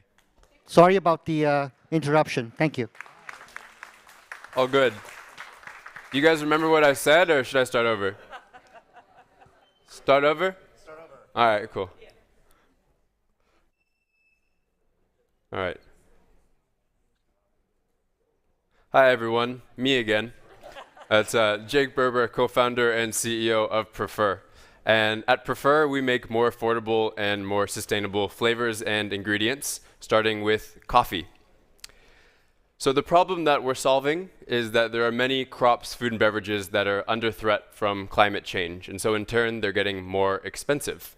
And so our mission is to ensure that these food and beverages are always affordable and sustainable. And the way that we do that is because we have developed a platform fermentation technology that allows us to upcycle byproducts of food production and turn them into high-value flavors and ingredients, such as coffee. So we're starting with coffee because it's under existential threat. So what I mean by that is at the same time while supply is decreasing drastically, we're seeing an all-time high in demand. And the result of that is that coffee is getting too expensive. And I mean too expensive on purpose because the biggest food and beverage companies in the world that we speak to are now being worried that they're pricing out their customer, which is the mass market. And so that's where we can come in to help as a more affordable and a more sustainable B2B ingredient provider of coffee. So the value proposition that we have for our customers is that we allow them to decrease their cost but maintain their same flavor. I think we've heard in the room today the words taste and price about 1 million times. So that's exactly what we can help with. The way that we go to market with our B2B customers who are FMCGs and ingredient companies is that we create hybrid blended products with them. What we've been able to find is that when they integrate 40% Prefer into their coffee, it tastes like 100% coffee. So this allows them to decrease their cost while they get to maintain the same quality for their customers. And as a bonus, it's more sustainable. I focus on the fact that it's just a bonus being more sustainable because I will tell you that 95% of the conversation with these B2B customers is around taste and price. And then at the very end, they ask, is it more sustainable? They check the box and we go on our way. So this is our technology. We have developed a platform fermentation technology with ground coffee being one use case. For this use case with roasted and ground coffee, some of the byproducts that we are able to upcycle include surplus bread, soy pulp, spent barley grains, spent coffee grounds, broken rice, things of that nature. Really the most affordable and scalable commodities in the world. And where the magic happens is when we introduce them to the microbes, yeasts, and fungi that we have discovered can break down the most affordable and scalable ingredients in the world to create our flavors of interest, which is coffee. And so that's really where we are disrupting the industry with the most affordable and most delicious product on the market today. Downstream processing include roasting. We can change the roast type from dark roast to light roast, and then grind size. And depending on grind size, it's for different customer applications. So customer applications include our first customer segment, FMCGs that have instant coffee or ready-to-drink consumer packaged goods. So for instant coffee, we just need to spray dry our roast and ground coffee to turn it into a soluble format, and then it's blended in to their coffee products. As mentioned, 40% Prefer tastes like 100% coffee, so that's the way we go to market with them. For ready to drink, it fits also into their operations. We provide our roasted and ground coffee. They blend it with their coffee, batch brew it, and put it into their ready to drink cans or bottles. And then second customer segment is ingredient companies who have food service businesses into coffee chains who have a batch brew in the back or either espresso machine in the front. In both cases, our roast and ground coffee fits exactly into their operations.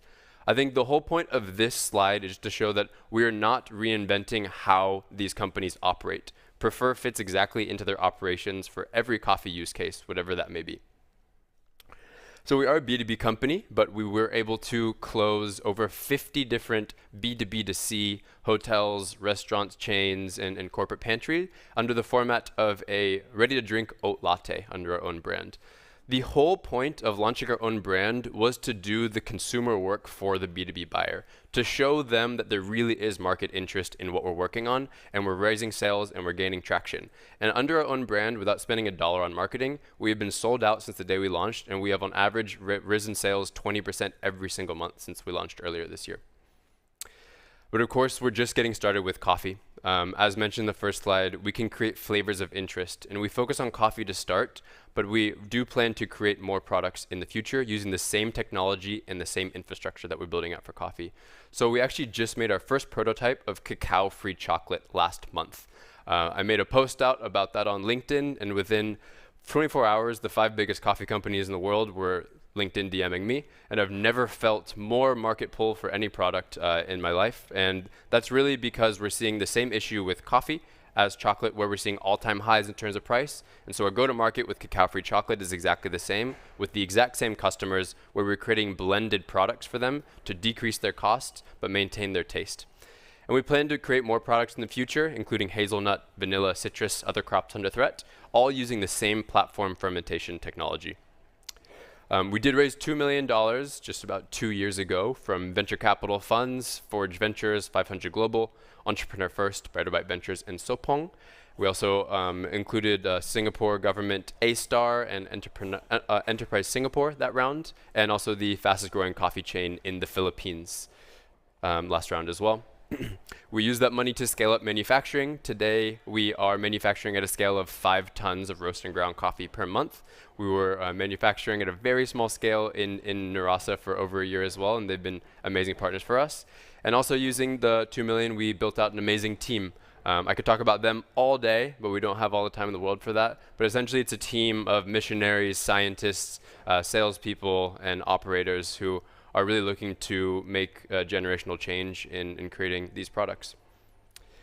So we've had a lot of traction, and that's why we're here raising money. And so to put that traction into numbers, we have signed $13 million of MOUs, which equates to 40 tons per month of roasted and ground coffee that we produce, but our current facility can only produce 5 tons per month.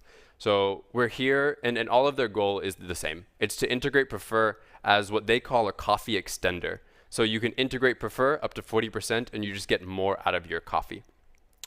And so we're raising our pre-A today because we need to service that demand. We need to fill that gap between what we're getting demanded and what we can supply. And we're also going to be able to scale well below price parity.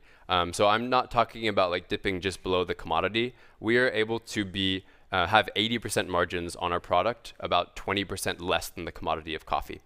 But that also means that our customers don't want to pay for that margin. They're actually more interested in licensing our technology. So that is the model that we are planning to get to with these FMCGs and ingredient companies who have the equipment to do this in-house, where we can license our technology to them. And we're all able to achieve that from this fundraise today. That is all from me today. Thanks a lot, and looking forward to your questions.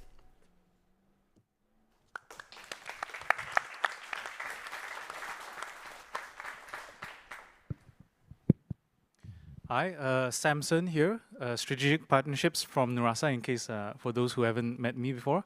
So thanks a lot, Jake. That was a really good presentation, especially considering the interruption. So good bounce back.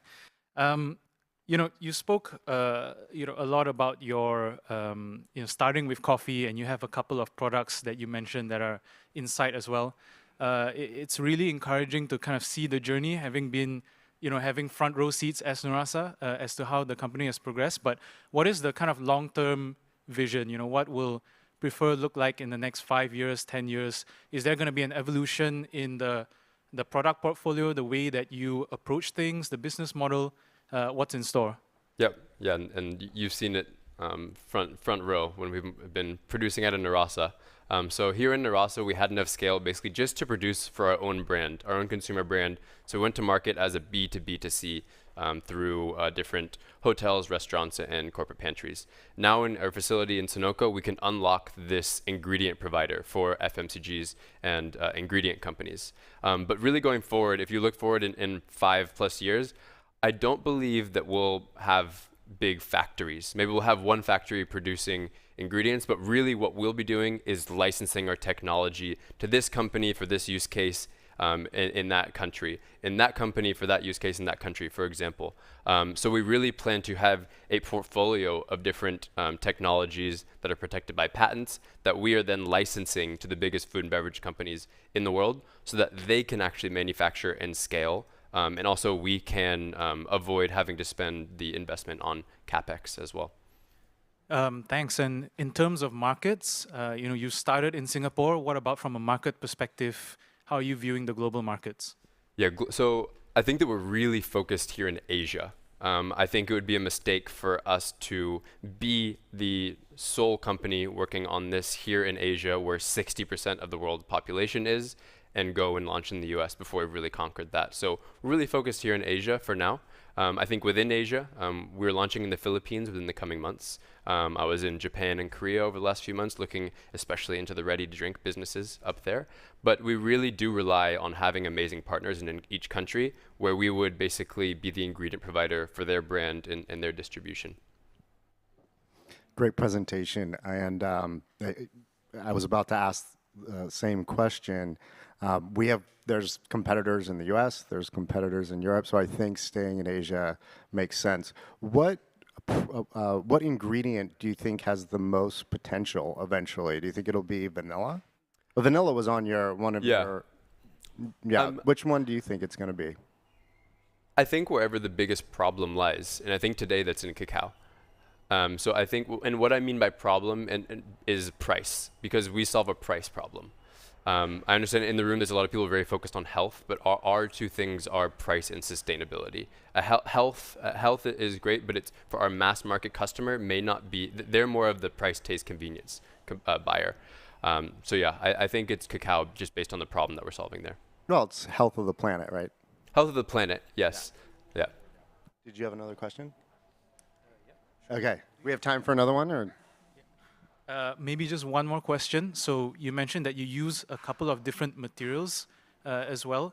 How are you thinking about your raw materials sourcing and consistency as you scale and target those other, well, first of all, larger scale with coffee, and then subsequently your other markets, your other products as well? Yeah, so I think the beauty of our technology is that we can be quite robust about the ingredients that we use, and it allows us to unlock commodities that have abundance of byproducts. So we can really scale anywhere where there's large amounts of agriculture. So using the $4 million that we're raising today, 2 of that will go towards building our next factory, and it will likely be in a country that has natural resources such as Thailand or Indonesia or Philippines, where we can have access to all of the ingredients that we need and also scale down price per square foot and labor cost versus doing it in Singapore. Great, thank you. Thanks. Thank you.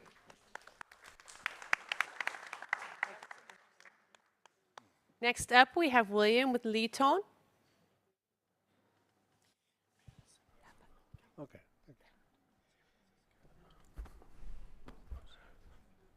Okay. I hope to finish talking within 10 minutes. That's allowed to me, right? So, okay. We are not a startup company. We have been in business since 1994, 30 years ago. I started the company myself from a bicycle and pedaling around selling products that representing other products, other companies' product. Eventually, currently, we have more patents than we know what to do with it. That's why we're here. We hope to find parties or companies who can help us to spin them off so that they can do a better job than we can do by ourselves, and then make this patent works to the best of their potential. Anyway, this is a brief introduction of my company. We work mainly as B2B service provider, as an innovation, development, manufacturing organization, IDMO, as compared to the pharmaceutical business called a CDMO. We innovate more than they do, okay? And so far, we have been around and collected more than 70 patents, and then we serve around 200 contracts every month for B2B customers. And we have more than 15 people working as so-called product managers. They are technical people with advanced degrees, 7 of them, or 9 of them now, with a PhD in relevant science, and so on. So we're pretty well established, and in fact, we're being listed in the public trading stock exchange in Taiwan. So the market for the scope of a product we are hoping to attract attention to is very huge.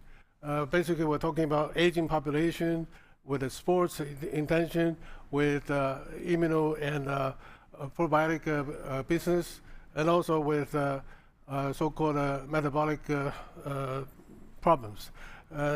Well, they're all in the billions. So you can look it up yourself, or I can share with you these details of these references. And the thing is, we think we are trying to solve the problem that this currently the product being offered on this market cannot do. Okay. In other words, we try to see what kind of a problem they have, and then we can do a better job. Essentially, we're saying that all the product we manage to produce or propose to sell have a much faster time of working.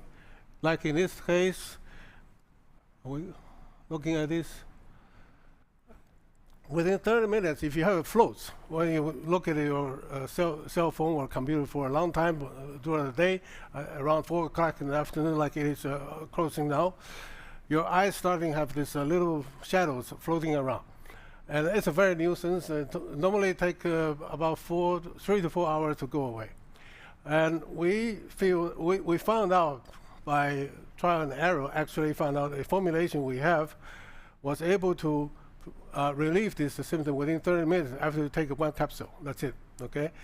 And then we also have a clinical trial performed inside the company. We have more than 120 people now that shows the glaucoma symptom, in other words, a high eye pressure that has a limited vision, eventually you'll go blind. This problem is called glaucoma, can be relieved and reversed after about 2 to 3 weeks, depending on the people, okay? You just simply take this formulation on a daily basis for 2 to 3 weeks, it's gone. So far, there's no cure for eye pressure problem for the glaucoma. You can see that you have eye drops, which relieve temporarily, but eventually, the Western medicine that's popular now says glaucoma, eventually you go blind. Well, we have something that could help. So that's one thing. And then the question is, how does it work? I have to say that a lot of science was behind it. If I started to talk about those details in science, we're going to be here for another semester. So anyway, so hopefully this can explain. What happened here is that the LithoSmart, the major ingredient for this formula, was able to induce internal production of BDNF. It's called a brain-derived neurotrophic factor, which is a well-known protein generated by the brain. And this protein, normally speaking, will be floating around inside the brain and then do the thing it does in terms of helping the nerve cells to grow back, and then helping the transmission of information from one neuron to the next neuron. And anyway, this product, this LithoSmart, was able to induce internal production of BDNF, and eventually provide a source of BDNF, which, when you consume this food ingredient, food formula, say for 2 hours, it will go up 7 times more in terms of concentration. That has been performed, by the way, that's in animal studies. It's very well documented. But then we've also found out, like I said, if you take for 2 weeks, your eye pressure start going down and your glaucoma issue is relieved. I don't have ultimate clinical trial for the real bona fide 500 people knock down and drag out kind of a clinical trial. We're doing that right now, but we don't have the data yet. But I'm pretty confident this can work, because we have actually sold this product already for 2.5 years already in the market. And we have people coming back and ask for more product, and I said, so when I buy more of this formulation, we're very encouraged by it. Anyhow, so that was one of the earlier projects. And the other one project I want to jump really quickly is another one for the joint, for the osteoarthritis situation for the old people. When you walk in the street, you can see people with age and they're walking gradually, kind of gingerly, they have a pain in all kinds of joints. And in the situation where Western medicine usually will tell these patients is that if you have a problem with your hips or your joint, you replace them by surgery. You put in the stainless steel equipment inside, so that eventually you will have to walk through the airport, the security, and then you have to tell them you have the artificial joints. Okay, so that's the current situation. Each time you have such an operation costs about, I don't know, in Singapore, but in Taiwan it's about like roughly anywhere between $500,000 to 1 million NT. So however that's going to cost in here is different. Anyway, what we have found out is that we have a formulation, if you take it within 1 to 2 weeks for older people, again, this pain goes away and then your joint become healthier, you can walk around without any problems and you can sleep better in the night. I had the problem myself because I used to play rugby in my younger days, and all the joints are out of whack after 60 years old.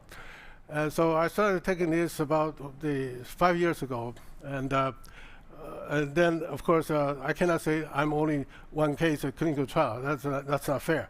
Anyway, we have now provided this product to 200 people or so, and everybody used to have some problems, and then they come back and say, I want to have more of that. So some of them actually live in the United States, and they bought 1 year of supply because they don't want me shipping over by mail. Well, the last one, not the least one, is the hair. We have a product formulation which can actually provide, shall we say, growing hair out of the bald people. Okay, if you're losing hair, you're a young man losing hair, you're older women, also you're losing hair, or you're even older men, you could become bald. So what happens is that your follicle is damaged, your follicle is retarded. And we have a formulation which can actually, we think it can stimulate the stem cells in the follicle, which is responsible for growing hair and also for increasing melanin content in the responsible stem cell in the hair, so that eventually you grow not only more hair but also darker hair. Okay, and now, that also happens within a matter of roughly speaking 6 days. You can see the very tiny little hair start sprouting out, and then within a month, then you have much better results. We have a lot of data. Again, here we see that we tested this against the other products that are well known in the marketplace, and we have a much better performance. And this ingredient mainly comes from, again, with the BDNF supplier from a ingredient called a coffee berry. The previous speaker talking about coffee. I'm trying to control myself to say, how about coffee berries? BDNF results. So that's a different prospect. Maybe we can talk about it later. Huh? Anyway, we also have other patents which I don't have time, or I'm not quite sure if you guys are interested, but they're also patent packages. So I want to very quickly propose this is what we do. We're a company already listed for public trading in Taiwan, so we're not hungry for money. The other people say a beggar cannot be chosen. Well, I'm not a beggar. I can choose, okay? So I want to say, we want to spin this off because there are too many of them I cannot handle it by myself. So I'm saying that I want to raise $5 million for each of these projects, okay? If all of a sudden everybody says, I want to have all 3 of them, well, then I have to go find money myself. But currently, we have sufficient funding to support this as a partner, like this, okay? We put up this type license, put up the technology as a part of a license, as a share as a technical share, and also put up matching money in terms of cash. And then we try to take maybe 60% of that new company initially. Eventually, we're going to, of course, going to raise more money for each project. Or we can find, we're looking for distributors. If you, right here in the audience, who know somebody who can become our collaborating partner as a distributor, we're also very happy. This is only part of financials that's done according to assumptions that we made. Hopefully, we will have 3 years of time to show this $5 million is going to raise break even, okay? And then, of course, after that, you're going to need more money to grow even faster.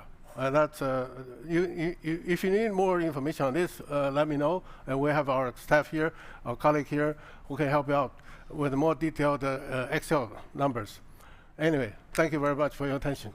Thank you. I think we have time for one question. Okay. Great presentation, really interesting. And again, your company is another example of the types of companies that present at NCN companies throughout the year, NCN events throughout the year. So some companies are looking to raise capital. You're looking for partnerships, many different things. Yeah. So did you decide at some point, you have all these patents and different things, did you just at some point think, I'm just better off trying to find a partner as opposed to trying to build up infrastructure, everything that needs to take place? Yeah, it happens last year on my birthday. I turned 76 last year. You're 76. I'm 76. So I'm a supposedly working example of the benefit of my own products. So, but nevertheless, age is age. So I cannot survive, or I cannot presume I'll be here or say enjoy the current state of health for another, say, 20 years. Okay, maybe. But I don't. I hope. But nevertheless, it's not fair. It's not fair to my family. It's not fair to my wife. I had to, reduce the workload and have somebody else bring up the rear and see if they can do a good job. I can help them too. Yeah. Good. Great. Okay, well, we hope there are those in the audience that could be a good partner for you. Also, and this goes for all the other companies, the presentations and the business plans get shared with all the Cornerstone members who are also global partners as well. So great presentation, and thank you very much. Thank you. Thank you. Okay, thank you. I think there's a fair amount of us that want some of your products knowing you're 76. We're going to do a quick break with the, we're going to slide through into the end just so we can end on time for everybody. But we're going to change our questioners, not the right word. Jane and Laurent are going to be questioning the next couple of companies. And next up we have Hannah with Elevity. I knew I was going to mess it up. Say it. Elevity. Elevity, thank you. Hello, good afternoon, everyone. I hope you're all doing well. Not too tired yet. It's always a bit of a challenge to speak towards the end of a day, but I would like to draw your attention to a very, very fascinating topic. Today, I would like to talk about something that affects everyone here in this room, but also everyone outside the room, everyone across the city, every single person in this world. Aging. So we all age. We all get older. But what if I told you how it would look, how it would feel like to be 45 years old, even when you're 90? That might sound like science fiction, but it's not. This is longevity science. And this is going to be happen very soon, in the near future. So what we think is we want to redefine healthcare, not just by managing sickness. We want to move it into a different direction, enforcing vitality. And we want to create a future where aging is not just a burden, but a dynamic celebration of life. So we believe we should embrace aging as an opportunity for growth and not just a limitation. So this sounds all very nice, and it's not just a dream. It is a very booming business already, an existing business. So let's have a look at some figures. The longevity supplement market is one of the biggest trends now. It's one of the big category in the dietary supplement industry. So by 2020, the global anti-aging supplement market stood at $3.26 billion US. And in 2030, it is going to be projected to be more than double to $7 billion US. So that's a very impressive annual growth rate of 7.72%. But what makes it even more interesting, do you know where is the fastest growing region in the world? It is here where we are, Asia, with a projected annual growth rate of more than 8%. So why is that? Asia Pacific is at the center of this transformation. So the region is facing what experts call a silver tsunami. So by 2030, 60% of the world's aging population will reside here in Asia. And this massive demographic shift presents both challenges and opportunities. Because what does it mean? An aging society means a rise in cardiovascular diseases, in neurodegenerative disorders like Alzheimer's. It causes chronic diseases like diabetes. It causes mobility issues. But what if I told you that we can change that? What if I told you that we can actually influence the way we age? Because that's what it's all about. This is the future, and the future starts right now. Welcome to Elivity. We are a brand new startup supplement company. We call ourselves the new generation of longevity supplements. So we are here not just to add years to your life. We are here to add life to those years, and that makes a difference. So our product portfolio differentiates very much from what's been in the market so far, because we have designed our products around the so-called 12 hallmarks of aging. What's that? So the 12 hallmarks of aging are biological processes that are identified and recognized by world's leading longevity scientists. And those are the processes in our body that happen as we grow older. Those are things like DNA damage, weaker cells, slower repair systems. So all those key issues add up as we grow older, and those lead to diseases, age-related diseases. And those diseases can be tackled. They can be delayed. In the best case, they can even be prevented. And there is clinical study behind that. Which substances, which ingredients lead to those results. So Elivity supplements are not just short-term interventions. They interfere in healthy aging related to our cellular system. And this is where everything starts. Our body is built by trillions of cells. This is where human life starts, and this is where the aging process starts. From mitochondrial function to cognitive health, from metabolic optimization to cardiovascular health, increasing NAD+ levels, fighting oxidative stress. So those are all benefits that can be triggered through the right supplementation based on clinical studies. This is how we look like. This is our product launch range that we started late last year. We have two different product categories. We have something that's very innovative, oral sprays. I'm going to come to that in a minute.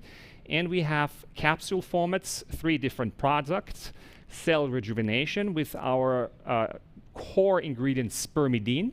Spermidine is a natural enzyme.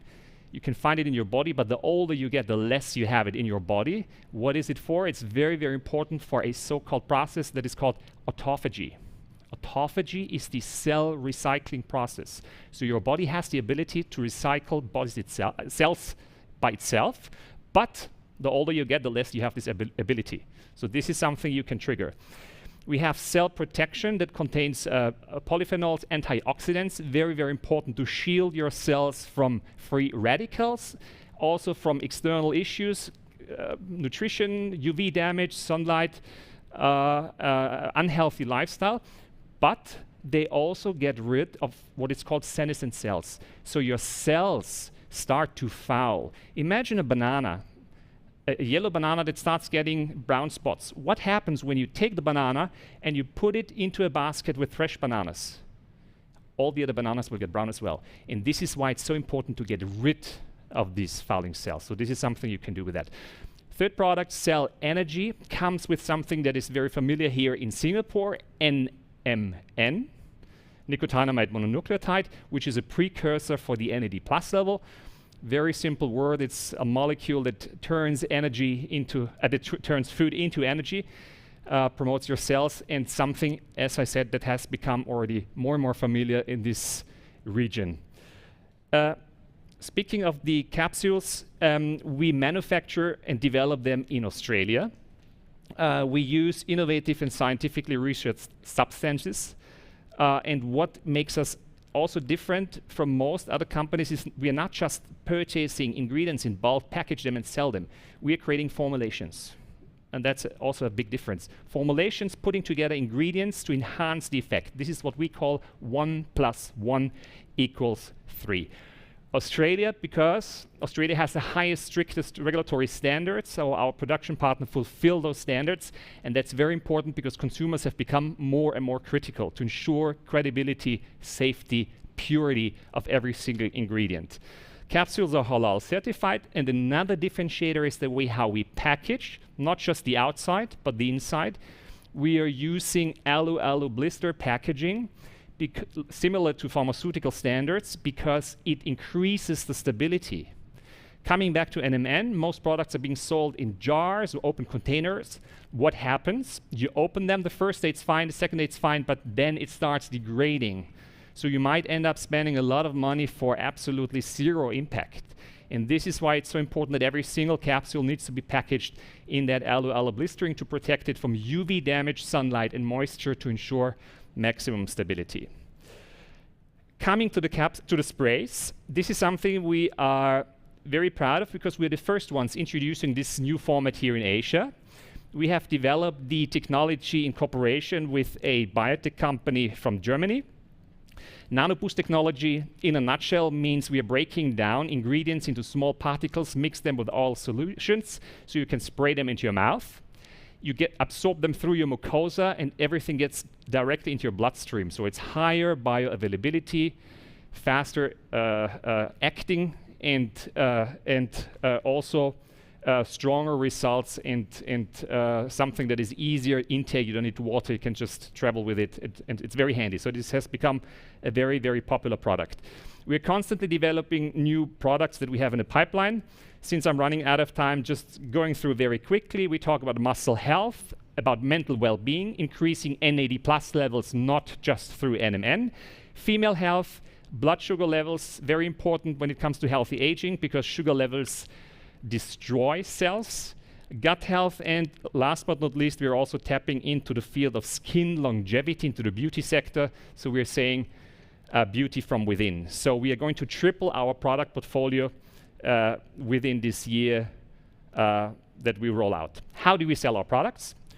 We have very strong retail partnerships, and that is a major milestone that we achieved. We are listed here in Singapore at Guardian, that you all know, the #1 health and beauty retail chain. We are their so-called hero brand of the newly introduced healthy aging or youthful vitality category.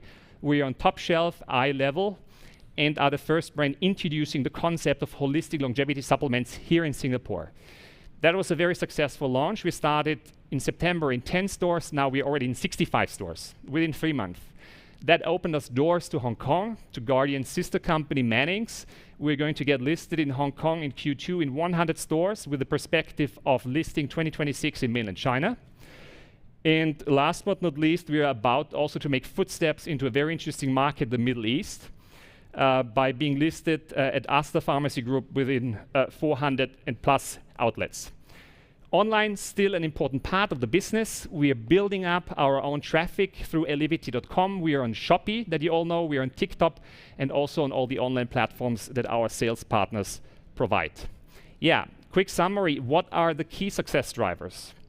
It is the right industry. It's a hot and booming industry, but above all, it is the right market. We have a cutting-edge product portfolio. We focus on innovation. Never underestimate the packaging, not just from a marketing perspective, but also from a functional perspective. Catchword, aloe aloe blistering. Most importantly, we have very, very strong retail partnerships. That's huge for a startup company because it creates volume, which is usually something that really takes time to build up. We have created that volume within very short time. And we are working with optimized operating models, localized approach, so we can also localize our products according to local regulatory standards wherever we go across Asia. Last but not least, you all know content is king.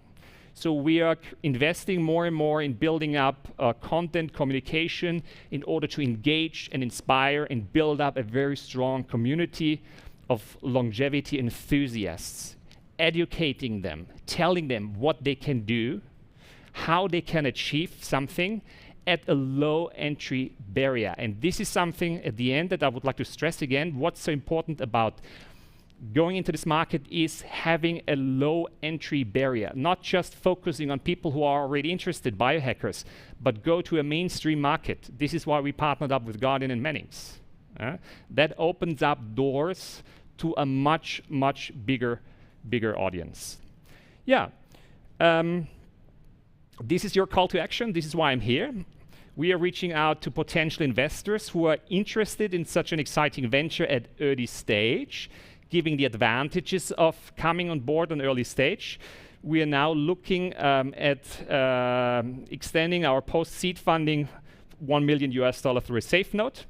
What do we do with this investment? We want to strengthen our brand building in Singapore. We also want to roll out our new product line this year. We want to expand into Hong Kong, retail and online, and we want to start live streaming sales channels with top-tier KOLs. By end of the year, we're looking into Series A, around $8 million, which is going to be important for our market entry in Middle East. Also next year, our market entry in mainland China through cross-border marketing once we have established a brand in Hong Kong. And we are also starting to look and think into new digital business model, like digital health trackers, apps, and also AI data-driven health assessments in order to be able to personalize our products, our product portfolios, our services to potential customers and offer them personalized subscription models. Yeah, this is it. This is us. Thank you very much for your attention. I'm very happy to answer all your questions. Also discuss more in detail one-on-one any financials. Please reach out to me after the event or anytime by email. I'm happy to get back to you in due time. Thank you very much. Oh, Hanno, back up sorry. on stage. Too early. Too early. So I find this fascinating because I'm from the United States and longevity supplements are the thing for us right now. So I was quite surprised to hear that in Asia it's not quite a thing yet. So you were talking about your great partnership with Guardian, which is fantastic. But one of the things you talked about was the low point of entry. Mm-hmm. So talk to me about the pricing. Yeah, that's a very good question. Because there was a discussion earlier today in the panel, which I found very interesting. Food and supplementation is part of food, needs to be affordable. And also in particular, when we talk about longevity supplements, I always said this must not be a luxury product because it needs to be affordable to a mainstream market so that people can really afford doing that because it's life-changing. And this is why we decided to come up with a pricing structure that is highly competitive, that helped us open doors into retail. And I just want to give you one example. So until now, NMN, nicotinamide mononucleotide, was being sold for around 250 Singapore dollars in most shops. In Hong Kong, where it's booming, it was even more expensive. We're selling it for 83. Though we manufacture in Australia. It's better NMN. It's 450 milligrams per capsule. Purest, finest, high concentration. Because we found that it's so important to come up with a business model that is sustainable and that people come back. Because who can afford buying that $250 a month? No. We want to have something that is, yes, it costs more than probably vitamin C, but it is in the range that is really being affordable. And the efficacy is key for everything that we do. Why do we have high dosages? Why do we try to be competitive with the price? To have a happy customer and to ensure that the customer will come back. And you're 100% right. It's a booming industry in the US, and this is the reason why we're here, because we see the biggest opportunity in Asia.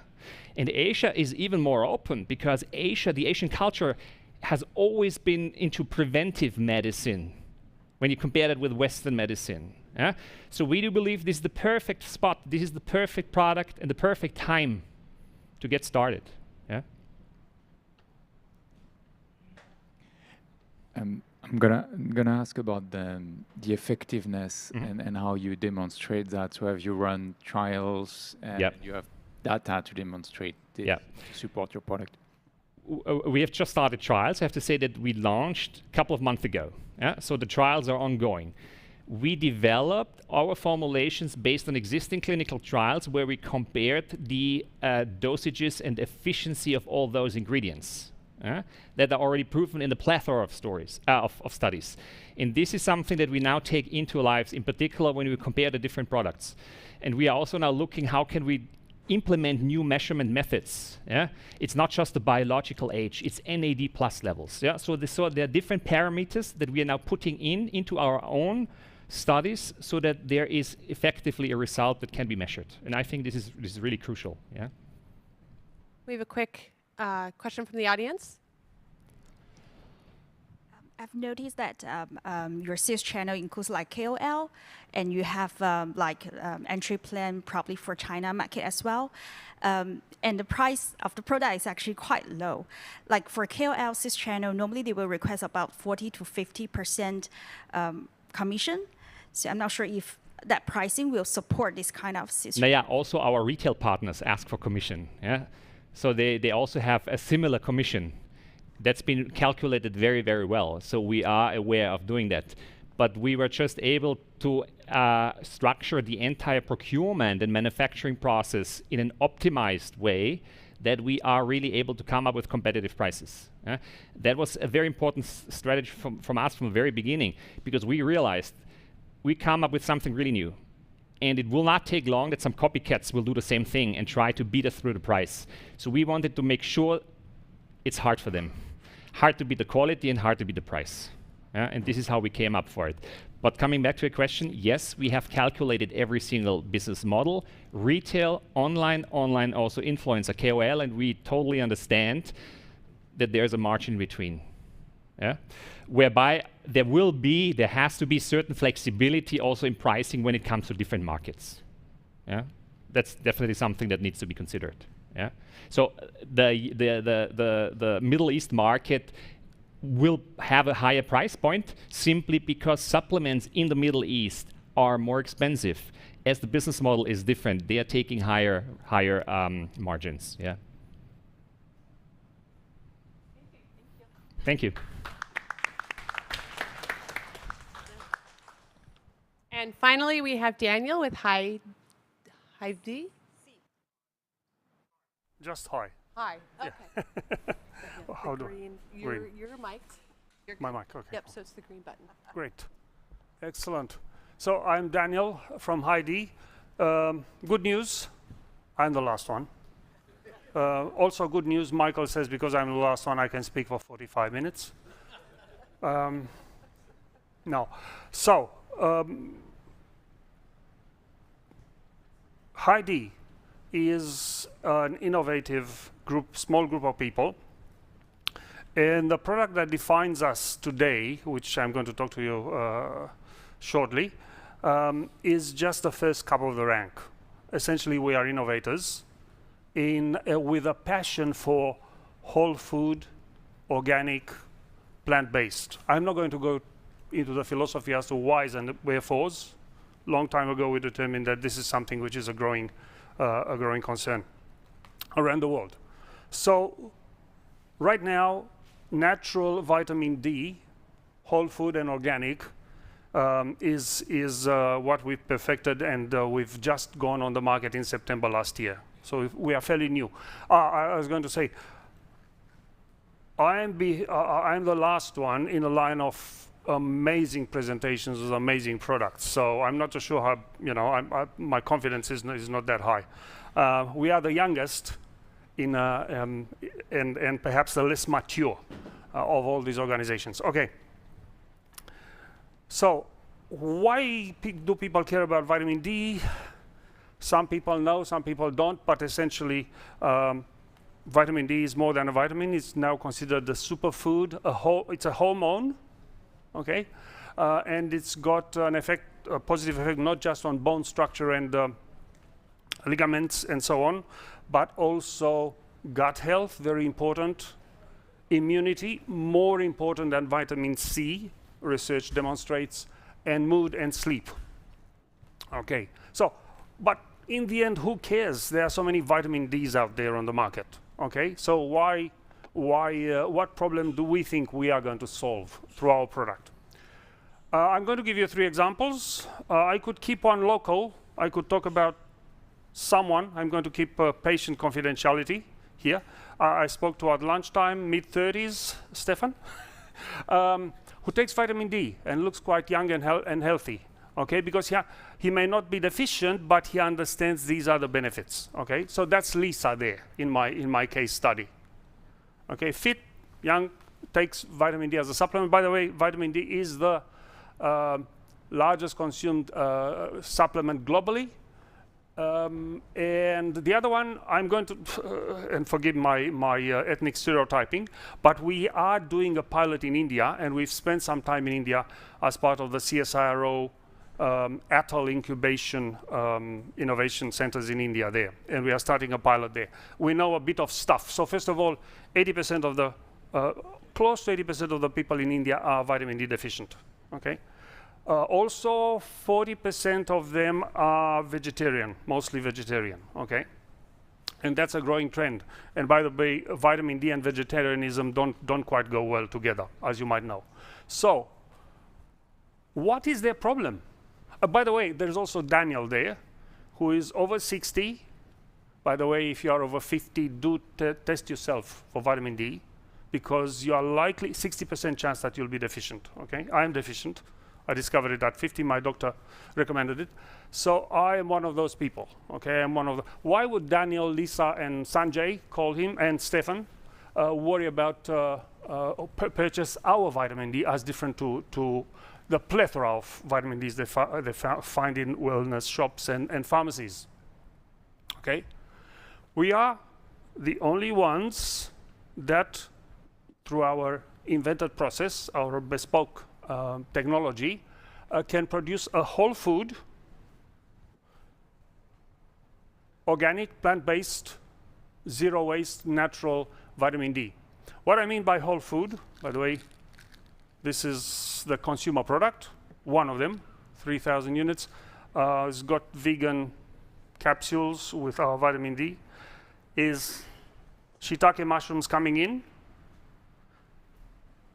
processed through our technology with no chemicals, no additives, no preservatives, no extracts. We don't have rubbish bins in our organization, okay? At the end of the process, there's the vitamin D encapsulated, or if it's for B2B, they'll be in bags, okay? If it's for business to business, for health and health food and beverage producers for fortification. So there's 100% mushrooms and nothing else, and we keep it organic if we want it organic. For cheaper people who don't care about organic, we can do a non-organic version. But this is why we are unique. Other people can do that, but not at these concentrations. Okay, we obtain 20, 25,000, up to 40,000 international units per gram. I'm not going to get into technicalities, but the other people can get up to about 5,000. So we have that advantage technologically. Now, very briefly, you have the traditional stuff, such as Ostalin, such as Swiss, Thorn, Nature's Way. Funnily enough, they're all chemical synthesis of lanolin from sheep or some other animal product. Nothing wrong with it. I took it for 10 years, and it helped me with raising my vitamin D levels. There is then the very murky area of plant-based organic, which are essentially, I would contend they are not organic because they are chemical extracts. So through some solvent, let's say ethanol, the mushrooms or the lichens or the yeast or the algae is processed, and the solvent extracts the vitamin D, which is oil-based, okay, gives it to you, but then throws away everything else, all the other good stuff. So it's as if you have a mine where you have gold, silver, rubies, diamonds. I mean, just indulge me. You just mine for one commodity and throw everything else away. So we don't do that. We are whole food. So all the goodness of the shiitake, which is a medical, we can use other mushrooms as well, but shiitake is the one we have chosen to start with, is retained. The lentinin, the ergothioneins, the beta-glucans, etc., etc. Target market in the B2C, you've met some of the potential customer profiles. By the way, Malcolm and the panel here talked about the democratization of food around the world.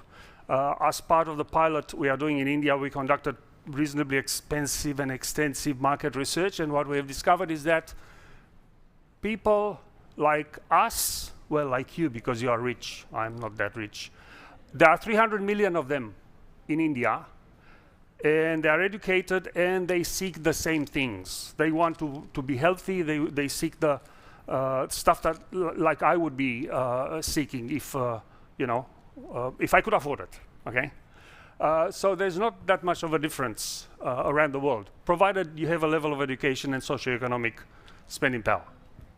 Okay, then there is people who are into sustainability. We are highly sustainable. We don't even use water apart from washing stuff. Well, whenever we need to do it. So extremely sustainable. As someone said, that's last on the list, but to some people it might be important.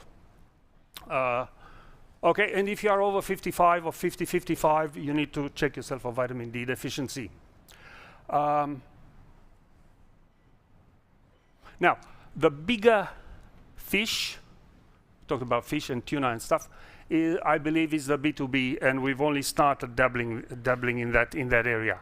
And that is, there are countries who are mandating supplementing vitamin D because they understand its importance in terms of health, preventing diseases and so on, mandating it for staple foods such as margarines and milks and so on. But health food and beverage companies who wish to obtain or maintain their organic, plant-based, whole food registrations, High D has a product for them. Right now, they still do it. Some of them get around the law and regulations by supplementing with stuff that is not whole food and organic. But in some countries that doesn't wash, like in Australia. Someone mentioned Australia, Hano. Australia is the toughest in terms of regulation. I know. That's where we operate. Products for the B2B market. Couple of things there. One, because of our high concentration, if you want to fortify a product, let's say a milk or an orange juice or a coffee or an ice cream, okay, you need to add very little so it doesn't affect the taste or the flavor of what you are fortifying because of the high concentration we obtain naturally. On the other hand, if you want the umami stuff, and research in Japan is showing that the shiitake specifically can replace a lot of the effect of the MSG. If you want that, then lower concentration of vitamin D, we can do that easily, and more of it will add to the taste and so on and so forth. I am just a pretty face, okay? I've been sent here just because I'm a pretty face.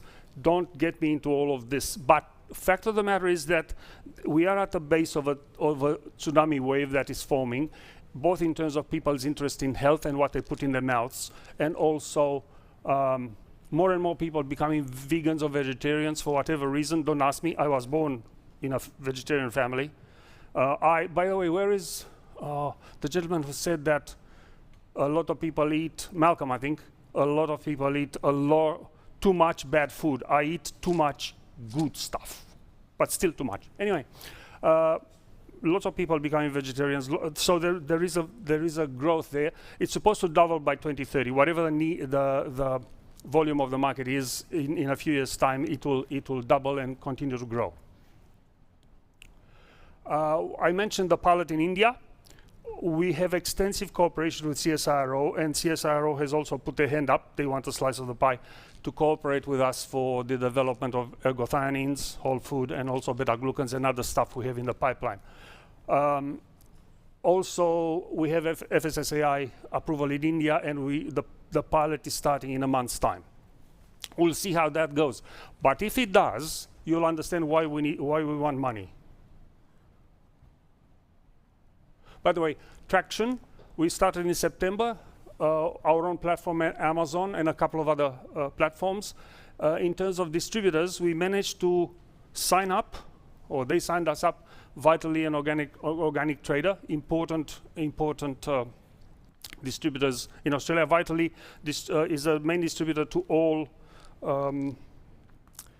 naturopaths in Australia. So we are targeting practitioners and specialists in that regard as a strategy. We are in about 100 brick and mortar stores through various distributors remembering we only started in September. So the aim is by the end of this year to be in about 400 on the eastern seaboard. We'll see about Perth, Hanoi. I'm not too sure about that. That's too far away. Singapore is closer. Why do we want and what do we want? Well, if it was me, and I'm one of the members of the board and one of the founders, I really wouldn't want to part with equity right now. I'm putting my hand up. I'm not honest often, but this is one of my moments of honesty. Because I understand we are sitting on a gold mine and it's growing, and if I'm diluting it now, I'm diluting it now. On the other hand, there is a great opportunity, and I've been swayed, and that's why I've been sent here as a punishment. I've been swayed that it does make sense. We have been conditionally approved by the Industry Growth Grant in Australia for $2.5 million, provided we find matching funding. What we would do with $5 million? A lot of stuff. For once, after listening to Jane this morning, I realized that we should be a case study of how not to do Google stuff. We are a classic, okay? And if we would get some of that money would go for e-commerce growth. I will not have to sell 2 of my children to be able to afford Jane's consulting in that regard. Okay, I have beautiful children, the ones I know of. Obviously, launching in India and possibly, sorry about the silly jokes, I thought it was late in the afternoon. Launching in India and the Middle East. More importantly, developing new products, which we have in the pipeline, and obviously growing the B2B market. I mean, there is a lot of stuff. And if there is an investor coming on board who has insight, we would actually negotiate what might be priority and what might be not. Certainly, marketing is a big thing. Very briefly, CEO Nicoletta, she came up with the idea. She drives the whole business. She's the soul behind it. She keeps us in line. In my old days, my boss is my wife. I think God is punishing me for something very, very heinous I may have committed. We have Alex, who is an excellent business development person. All of those contracts that you've seen, where we started getting some money, is due to him. And Monique, who is the marketing manager and the brain behind our presentation and what we do. Thank you.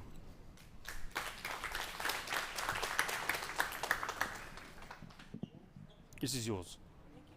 It's safe and legal in Singapore. Sorry. Hi, Daniel. Can you tell us more about the process itself? I assume there's some form of concentration happening, but you also mentioned there's no trash bin, no waste. So are there any byproducts? I can go only so far without giving the game away. Essentially, and look, there are research papers out there. I'm not telling you. The way the crux of the matter is the UV exposure. The problem with the UV exposure is you can, and people do it, you can have very high concentration of UVC and do stuff, but then you can create some byproducts while doing the good thing and releasing the ergosterol, the precursor to vitamin D, to ergocalciferol. You can turn on nasty stuff. So the idea is, what cocktail do you use for how long, what drying methods do you use, what dehydrating method, particle size. I can go into all sorts of things, which I don't want to. But essentially, this took us 3 years and a half to come up with being able to transform through this process most of the ergosterol present in the mushroom, much as in your body. The fat, you don't have a lot, Lauren. Your fat under the sunrise, under the rays of the sun, is transformed into vitamin D3 cholecalciferol. So mushrooms are more akin to people than akin to plants. They are more like us, weird stuff. They in fact, their own regnum. Maybe as a follow-up, you mentioned B2B. How stable is a product when it is processed? I beg your pardon? How stable? Good question, good question. So there is, in terms of microbiology and safety, extremely stable, provided you keep it dry, no humidity, and so on. In terms of degradation, after about a year and a half, it starts degrading. We are doing studies, and there is not, funnily enough, there is not a lot of research in this regard.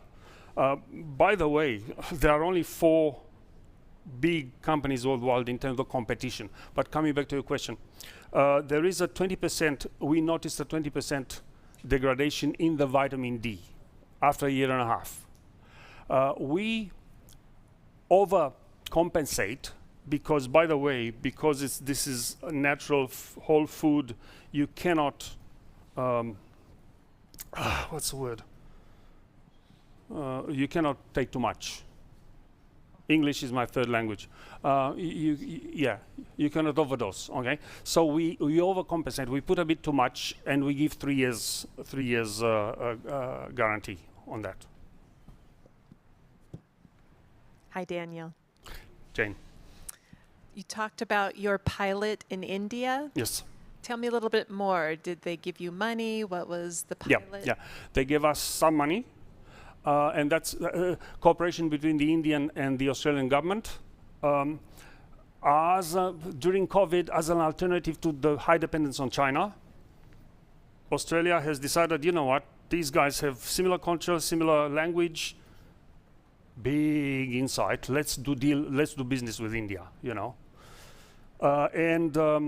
They put some money, both Indian and Australian government, and selected 7 startups from Australia and 7 to be represented in India. So we went there. We're part of Indian School of Business in Mohali, learning, and then finding distributor partners to represent us in shops and online. This is the pilot I'm talking about. Conversely, 7 Indian companies have been offered the same chance in Australia. So this is a government initiatives. The initiative managed on the Australian side by CSIRO, the Centre for Scientific and Industrial Research, the most important research body in Australia, and in India by Atal Incubation Centres, which is also an innovation research body associated with the Indian School of Business. So you were one of 7. One of 7, yes. That were selected. Pretty tough stuff. That's why I guess because we've been successful, just to show off a bit, CSIRO wants to continue to cooperate. They put another grant in front of us, which we are both considering. Great. That's great news. Okay. Thank you very much. Thank you. Thank you. Thank you. I'll take that. Thank you to all 9 of our presenting companies. Very impressive. We have Suki coming from Nurasa to do the closing argument, or closing remarks. Arguments. You can argue. Hi, everyone. Thank you to all the startups who presented, and thank you to you, the audience, who really gave us the time today to look at all of these interesting innovations. Nurasa's mission is to create market access and accelerate sustainable nutrition. This means we like food that tastes good, feels good, and is affordable, and we want to bring them to people like you and me. Innovation is absolutely critical to bringing this mission to life, whether it's ingredient technologies, whether it's a formulation, or a new way to connect with consumers in end product format. And that's why today's event is extremely important for Nurasa to build this network with innovators as well as all the enablers in the room today. So if you look around, you will see a diverse group of people. Of course, we have the startups. We also have our corporate partners. We have Google, we have Rocket, Toyoseikan, Kikoman, all in this room.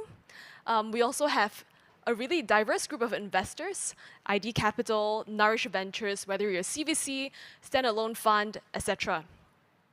And our hope is that from today, there will be a huge multiplier effect beyond what we just did. And to startups, we hope that you'll find the capital and the partnership that you need to grow with your amazing mission. To the corporates, if you have areas of technologies where you want to use technologies to solve near-term challenges, like Prefers Coffee Extender, solving your short-term coffee price shocks, or longer-term growth opportunities, like bringing some of the cultivated meat products to market. That's what you can find with Nurasa and the innovators that we work with. And to the investors, I hope we continue to build on this relationship and to continue to enable this ecosystem. Thank you to NCN team, Mike and Jennifer, who flew from the US, and for lending us the expertise that you have running NCN for years in America very successfully. Thank you to Nurasa team, Kamsing, Alina, Samson, Andrew, Chelsea, Amira, Chloe, and Joni. So I don't want to hold you longer. Connie, who leads marketing at Nurasa, have a few words about what's coming up next.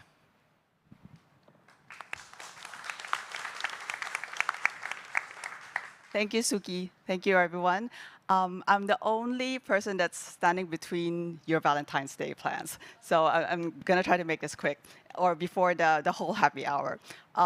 Thank you again for being here. I just wanted to share that aside from the happy hour that we have prepared for you, we also have a small festivity that we wanted to share, which is Yuan Xiao. So what is Yuan Xiao? Yuan Xiao is actually, it marks the last day of the Lunar New Year celebration. Technically, it ended 2 days ago, but we still wanted to spread this joy to everyone.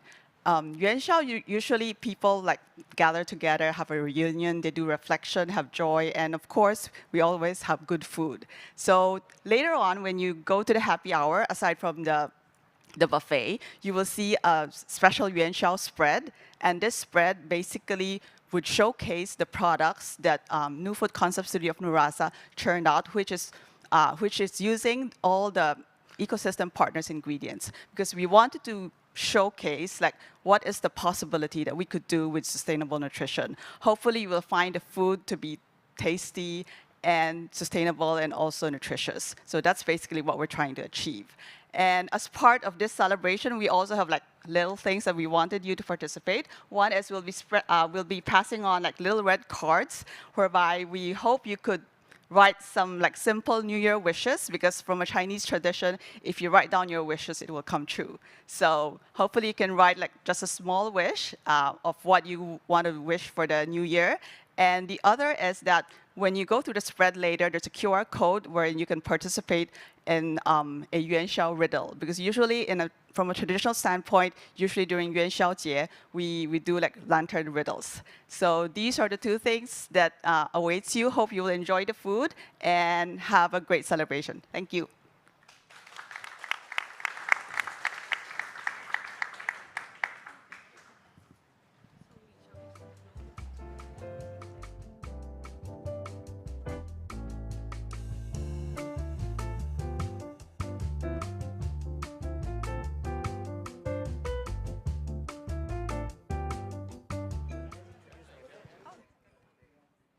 We're done.